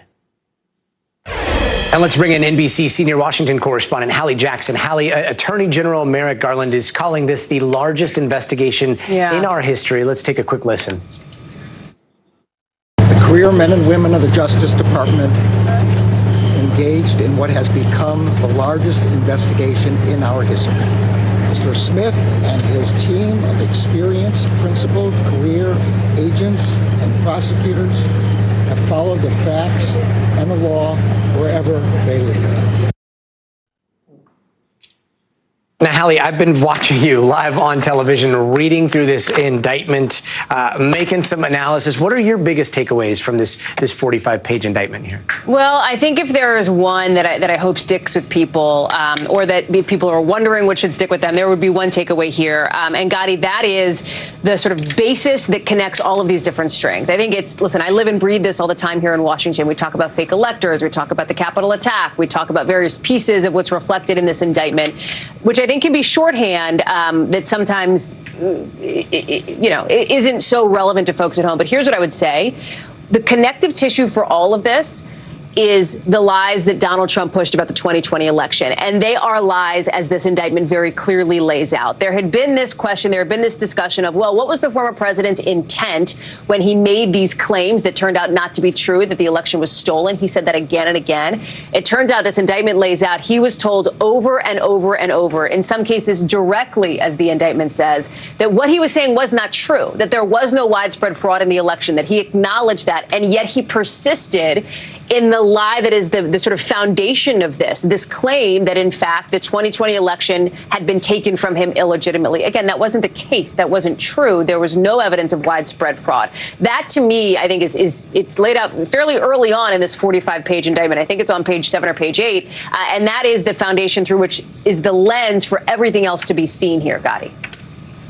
Hallie, on page 7, page 8, it is people telling him, no, this is incorrect, no, this is incorrect. And yet, reading this, I keep hearing Kellyanne Conway and that moment of alternative facts when that idea was presented, remember? And, I also have been pouring through this, and I cannot find a single moment in which he says, yeah, I know that is fraud, or yeah, I know that is incorrect, but let's find it anyway. And that would be somewhat of a smoking gun. And so part of me is wondering, did he believe all of these things that we know not to be true? And if he did, in fact, believe these untruths, is that a legal case? Yeah, that's, I think, what prosecutors are going to have to lay out here, and I'm sure legal experts will want to opine on that piece of it as well. What is clear are the facts of the matter, right? Because what we know is what people said to Donald Trump, what Donald Trump said to others, and what the people around him, these unindicted co-conspirators, were doing and saying at the time as well. We have already seen some glimmers of the legal case that perhaps the former president's attorneys will try to put forward. One of them was just out on Fox News not too long ago, essentially saying, and I'm paraphrasing here, this is not a direct quote, but that the former president was the chief executive of the country doing sort of what he felt he needed to as a public policy matter. The prosecution, on the other hand, is saying and laying out this case where it says, no, this was criminal. This was illegal. This was in defiance of U.S. code. I think big picture and stepping back, this is the first time that we have seen a former president and somebody who is currently running to be president again, charged federally with a crime, accused of seeking to disrupt the peaceful transfer of power from one party to another. That is such a democratic bedrock of this country, Gotti. Like, we learn about that in social studies all across the country, right? Like, kids learn about that when they're talking about, the way that the Constitution works and the way that democracy works. And I think that is what the prosecution is, as you heard Jack Smith lay out, what they are seeking to prove here. And we're also waiting to hear on what comes out with this investigation in Georgia. There's also this arraignment in Florida on August 10th. This is happening in so many different directions at the same time. What's the Trump campaign saying? And by the way, Gotti, the collision of the first Republican presidential primary debate coming up in the end of August, or just a few weeks here. Now, it's not likely that Donald Trump will participate in that, but you talk about sort of the legal and the political being on a collision course. That is what we're seeing. The timing of this is so interesting. You point out that that the sort of court dates that are going to happen over the next few weeks. I think the big one that is still a question mark, we know it'll happen sometime before September 1st, based on what the district attorney has said, but it's happening down in Fulton County, Georgia, right? This is the case. It's very similar as far as the investigatory matter, the scheme to overturn the election in the state of Georgia, right? So tonight, this was a federal indictment. The one that's going to come in Georgia potentially is a state level. The district attorney will announce whether or not she is going to charge Donald Trump. That could come like in the next 2 to 3 weeks, Gotti, right? So not only are we talking about a former president who now is facing his third indictment, he's been charged with his third indictment, there could even be a fourth indictment sometime before the summer ends. And I think that as it overlays with the political calendar is part of what is so significant here, because you look at the numbers, right? I mean, we are just now getting to be 5 months away from the Iowa caucuses that will happen in early 2024. So it's all in a collision course. It's what we're going to be talking about for the next year of our lives, maybe longer, right, depending on how the primary goes, Gotti. And that is why it is just sort of a moment to sort of sit back, look at the big picture, and understand the significance of what's going down. Now, Republicans will say this is not significant. They'll say it's significant for other reasons, that they believe, allies of the former president, it's political persecution against him. And that is going to be a line that we're also going to hear, I think, for months to come. Looking at the big picture, that's what you do best. Hallie Jackson, thanks so much. Thank you. And let's now bring in NBC News legal analyst Danny Savalos. Danny, you've been going through this indictment. What stands out to you the most here from a defense attorney's perspective? That's the question, because for me, what I've thought about throughout a potential Trump indictment in connection with January 6th is really the narrowing scope of a defense, and it would have to revolve around some form of ignorance. Now, it's true that ignorance of the law is generally not a defense to a crime, but ignorance can go to intent. So in this case, for example, Trump might argue as to really all of these crimes that he doesn't have the requisite intent. Why? Because he believed, he actually and truly believed that he won the election and that there was something nefarious afoot preventing him from winning that election. So that is what I was looking for in any indictment of Donald Trump related to January 6th. And the DOJ, Jack Smith's team responded. They have an entire section on the different important and knowledgeable people who told Donald Trump that he had lost the election and that there was nothing nefarious going on with the election as conducted. Those include senior members of the DOJ. Those include other people, consultants, people who would know, including the courts, by the way. And most of these, there's a list that appears at page 7, I believe, of the indictment that goes through that. So to me, that was the most significant thing I was looking for, even though factually, when you read this indictment, there isn't anything surprising. Why? Because of the January 6th committee last summer, because of the impeachment of Donald Trump.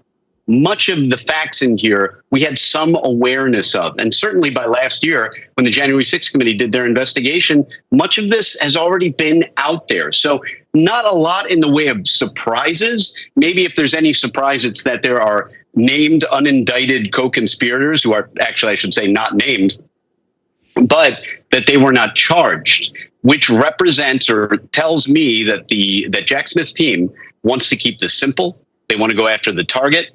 And the target is the former president, Donald Trump. And let's say at home, you've got the indictment on your phone out, and you were just talking about that section. I think I found it. It's on page 6, the defendant's knowledge of the falsity of his election fraud claim. To me, that is the center of all of this, too. And the indictment, like you said, straight out says that Trump lied. It says, quote, he widely disseminated his false claims of election fraud for months, despite the fact that he knew in many cases had been informed directly that they were not true. Okay, so Danny, just like what you were saying, in this indictment, I am struggling to find the exact spot that says that he did know otherwise. There are a lot of points in which he's told, like you were just saying, that he was told otherwise or told, no, Mr. President, those reports of voter fraud were wrong by those that were closest to him. But we've covered him for a long time, and there is a big difference between someone being told something and someone believing that's true. So I know that's getting into semantics, but if Trump continues to, the point being, if he's insisting over and over again, never drops character, and truly, truly believes, I won, everything's a witch hunt, they are lying, and he convinces a jury that that's how he sees it, is that protected speech? If criminal defense attorneys were able to tell you the conversations with their clients, they would tell you that that line of thinking has been a staple of white-collar criminal defense or defendants' thinking since time immemorial. And by that, I mean this. Oftentimes, a defense attorney will get a client that comes in and says, sure, there are 50 different people who told me something. Sure, there are 100 emails telling me one thing. Sure, I looked out the window and saw what was there to be seen. But nobody can prove what I actually thought in my mind. Well, guess what? Prosecutors have a solution for that. And if that's your defense, if your defense is 80 people told me one fact, A, and I simply believe in my heart of hearts that fact B is the truth, the government and prosecutors, they say, no problem. If that's your defense, great. Then what we'll do, you can pitch it to a jury. We'll march 14 different witnesses in, and those witnesses will tell you will testify what they told you, why they told it to you, the basis of their information, and you have two options. You can either send your lawyer up to the podium at the end of your case to point at all those witnesses and say, they lying, or you can get up and take the stand and tell the jury yourself. In the face of everything these people told me, I still believe that I was right. And prosecutors will say, go right ahead. There you go. And so you're absolutely right, Gotti. That is a theory that criminal defendants have floated since the beginning of time. The reality is it doesn't work because eventually common sense involves itself in a jury trial. And if you can't sell that to a jury, and I don't know that you could with all of these facts, then it's not going to fly.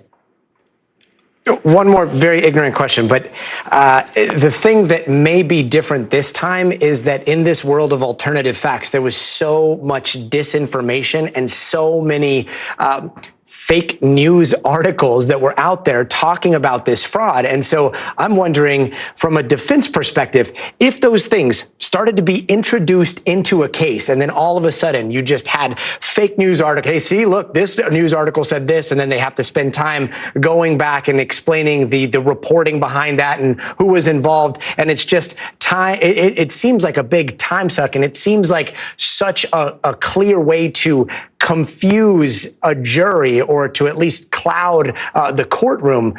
Could that be a part of the defense? Gotti, I don't think that's an ignorant question at all. I think you're spot on. I mean, everything about this case is Trump's state of mind. And so we really should be focusing on the evidence that goes to state of mind. Yes, I mean, all the false electors and the facts and how that scheme was allegedly carried out, that's all critically important. But at the end of the day, the only real central theme of this case is Trump's only defense, which is his state of mind. So you're absolutely right. The government has to anticipate that Trump may try to introduce evidence, and he might have some problems introducing it because, if he wants to introduce what was actually in his mind, there's not too many ways to do that unless he takes the stand. But if he wants to show that out there in the blogosphere or out there in the ether was all this information that he was digesting, well, he's going to have to show that he digested it, not simply that it was out there on in the deep, dark web. They're going to have to show that he was aware of it and he digested it and he believed it. And then he's still going to have to sell that belief was reasonable. Now, he doesn't have the burden of proof on anything, but let's get real. The defense sometimes does have the implicit burden of proof after the prosecution has marched in dozens of witnesses that will testify. I told him this, and he seemed like he got it.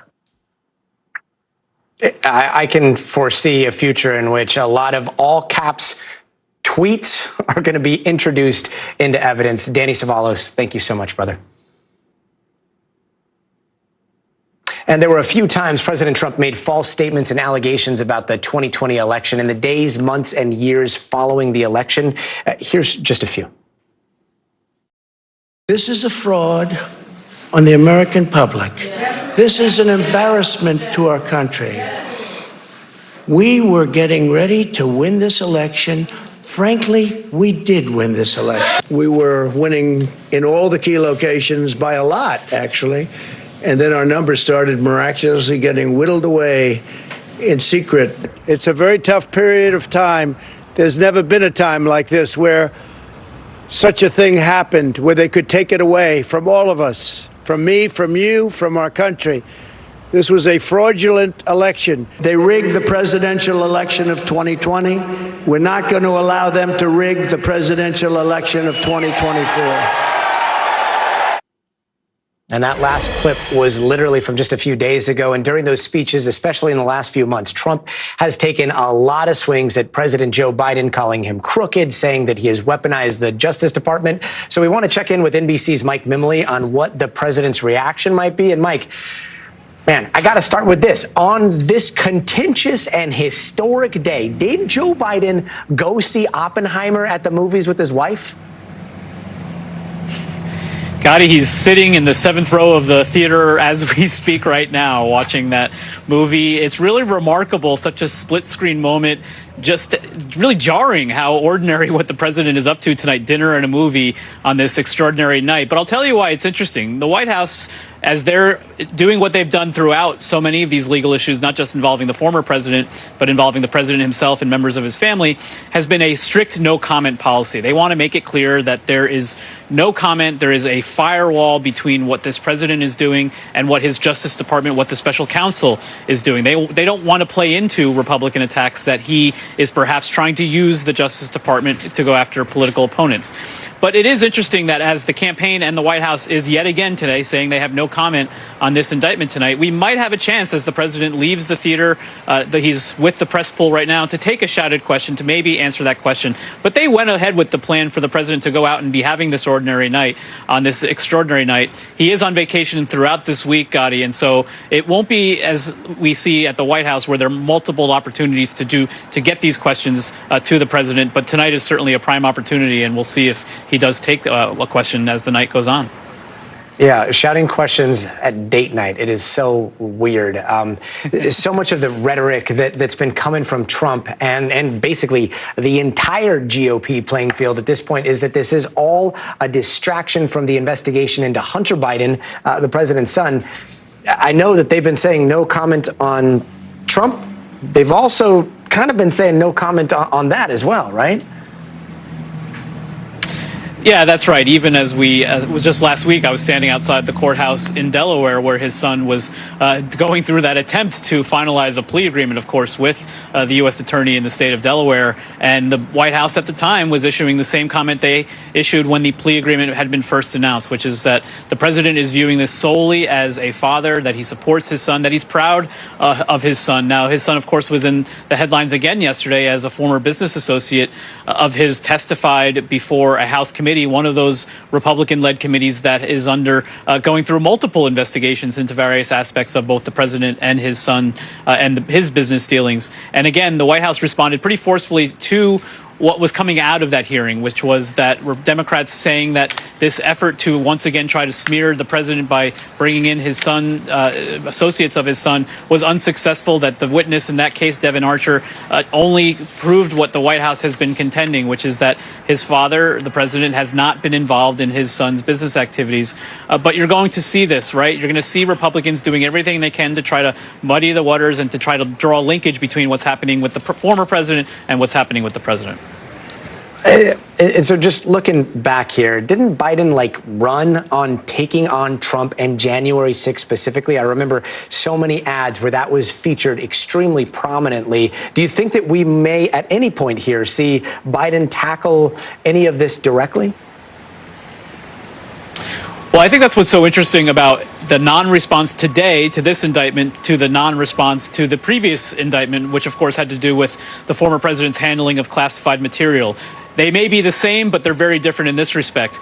You can understand why the White House, why Biden's team did not want to engage on that topic, of course, beyond just this issue of the firewall, wanting to be seen as independent from what the Justice Department was doing, because the president, of course, himself is under a scrutiny by a different special counsel for his own handling of classified materials dating back to his time as vice president. In this case, you can see, yes, they are saying no comment, but remember how President Biden announced his re-election campaign just a few months ago. The video in which he did so began with scenes from the U.S. Capitol on January 6th. When President Biden was campaigning for Democrats in 2022 in the midterm campaign, remember, he was regularly putting this idea that democracy itself was on the ballot, calling attention to his predecessors' efforts to, and Republican efforts to change election laws around the country to continue to propagate the so-called big lie. So even though they won't comment on this indictment, he will continue to talk about the issues that are underlying it, Gotti. No one's got a memory like yours. And you know who deserves a date night on after a news day like this? You do. Mike Mimile, thanks so much for joining us, brother. And at this point, no one is going to forget that this is not just the former president, but a 2024 presidential candidate, the one leading the pack right now. So let's bring in NBC's Dasha Burns to break down the impact that this could have on the race. Dasha, first off, Mike Pence, he's mentioned quite a bit in this indictment. He's also a 2024 presidential candidate, and he just issued this statement. He says, on January 6th, former President Trump demanded that I choose between him and the Constitution. I chose the Constitution, and I always will. What else is Mike Pence saying, and what else are the rest of the GOP candidates saying at this point? Yeah, Gotti, the backdrop of the 2024 election and this GOP primary just cannot be ignored, because this is really the focus for former President Trump right now. We've now seen this pattern happen where, as the legal woes mount, the political fight really hardens. And you're right, his former vice president is playing a major role here. Some of the more powerful evidence, some of the more powerful aspects of this indictment are the contemporaneous notes that Mike Pence, we're now learning, took in some of his meetings with the former president. And now he is speaking out. He's commenting on this indictment and really saying that in part of his statement, saying that anyone who puts himself above the Constitution should never be president of the United States, and saying he'll have more to comment on once he reviews the indictment further. But we're also hearing from other candidates like Ron DeSantis, like Vivek Ramaswamy, who are sort of walking that fine line that we've seen with the prior indictments. DeSantis talking about the weaponization of government, saying as president he would replace the FBI director and drain the swamp in Washington. Ramaswamy going so far as to say that he would pardon Trump if he were elected president. And so you have much of the GOP field here still really not breaking from Trump when it comes to the substance of this indictment or any of the others, Gotti. Yeah, and just going through this indictment, this is pretty wild, but there are those, it looks like those notes that are mentioned in this indictment, which raises the question, could we see Pence testify against Trump in court while he's also running against Trump during the election? I mean, there is so much that is unprecedented here. I know it's a word that makes our eyes roll into the back of our heads at this point, but just to have a former vice president running against his former boss, that alone was kind of a historic moment when Pence announced his candidacy. But now to have this same former partnership really break in this way is really something historic and momentous to watch. And so much of this indictment and what happens from here could hinge on what Mike Pence witnessed, Gotti. Meanwhile, he is raising quite a bit. I mean, this has been a campaign finance bonanza for the Trump campaign, right? Absolutely. What do you think is going to happen? We've seen it 2 times so far. This is now the 3rd indictment. What do you think is going to happen going forward?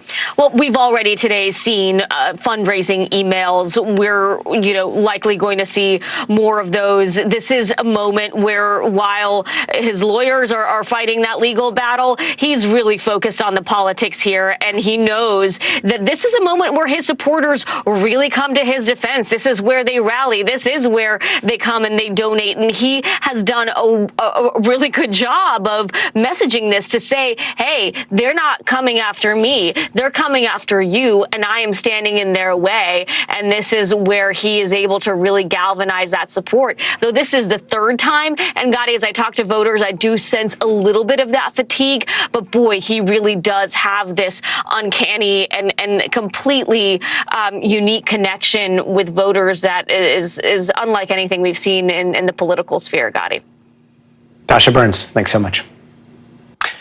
We've got so much more on this indictment when we come back, so stay tuned.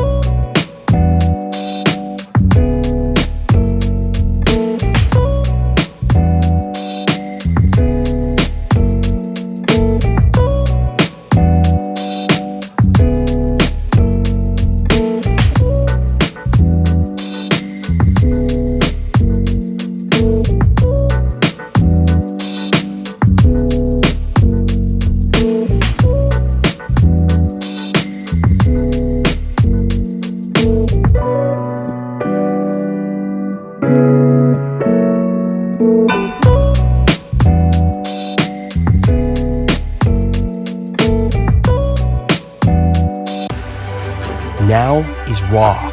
Look at this. You can't even see anything anymore. Now is real. The Fed's decision today to help us translate that into very plain English. News for the generation of now is NBC News Now.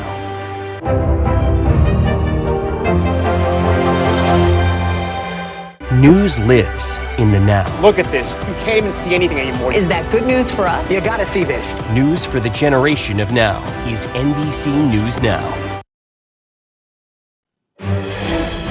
And welcome back to our continuing coverage of a new indictment against Donald Trump. And we are now hearing from former January 6th committee members who are reacting to today's development. Former Republican Representative Adam Kinzinger calling it the beginning of justice. Democrat Representative Pete Aguilar saying no one is above the law.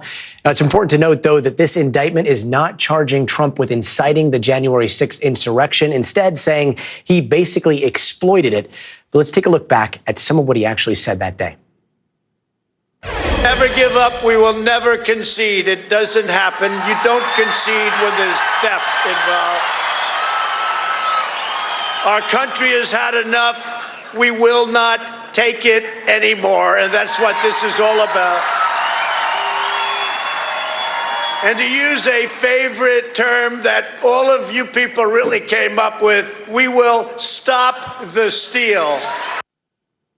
Now, whatever happens going forward with this case in particular is going to rewrite free speech textbooks. Presidential historian Michael Beschloss joins us now to put all of this in perspective. Michael, thanks so much for joining us. Just pleasure, Gotti. Overview here.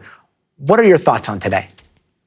Well, my main thought is, and we're learning a lot from the way that this case was constructed by Jack Smith and his team. They were trying to show that Donald Trump tried to take down democracy on the 6th of January. You know, you and I know what is a democracy. It depends on two things. You have to have elections that work and that people believe in. You also have to have a rule of law. So what did Donald Trump do on the 6th of January, according to this indictment? He tried to defraud the United States by saying, I really won. You know, this is something that, you know, the sacred process of American democracy actually elected me, and I'm being denied this. Jack Smith is saying he didn't really believe that. That was fraud. And the other thing he was doing was he was going to his vice president and saying, even though it's never happened before in the whole history of the country, you as vice president, who are required to certify the electoral votes, I want you just to say that you won't certify them.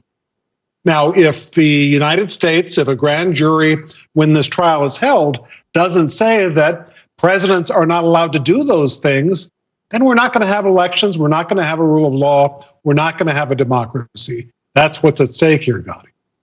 And I think that brings you to your tweet today. You said on Twitter just what our founders dreaded, or X as it's called now. How does the Constitution address this particular scenario?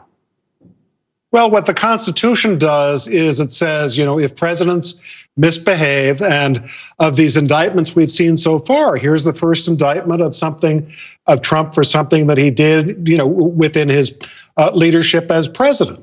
What the Constitution says, if a president does something bad, you impeach him and you convict him and you throw him out. Well, Donald Trump was impeached once as president and once as an ex-president.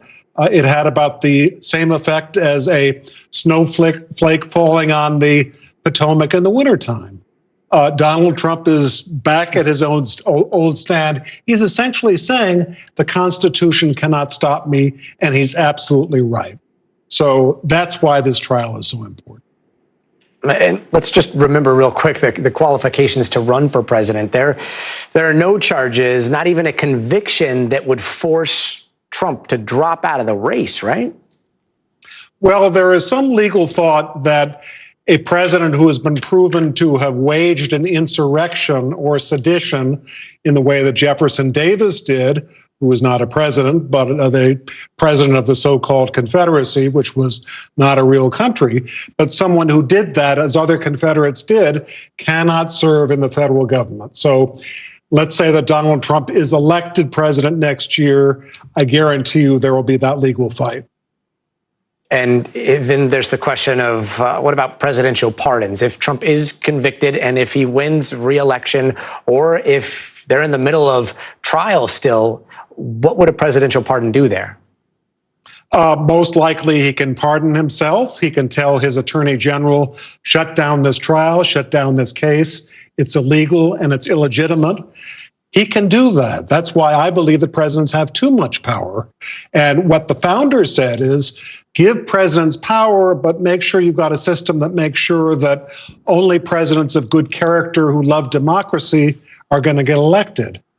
Love our founders, love the Constitution, but it's not working. I would love to know what they are thinking right now. Michael Beschloss, I can imagine. Thanks so much. Yeah. Pleasure always, Gotti. Thank you. Sure.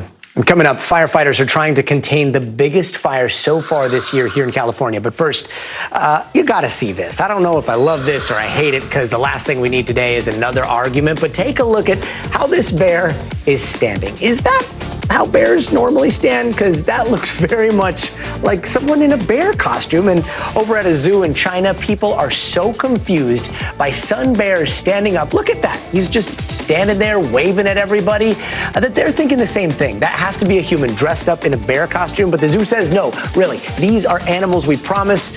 And maybe they're just very good at standing up. We'll be right back.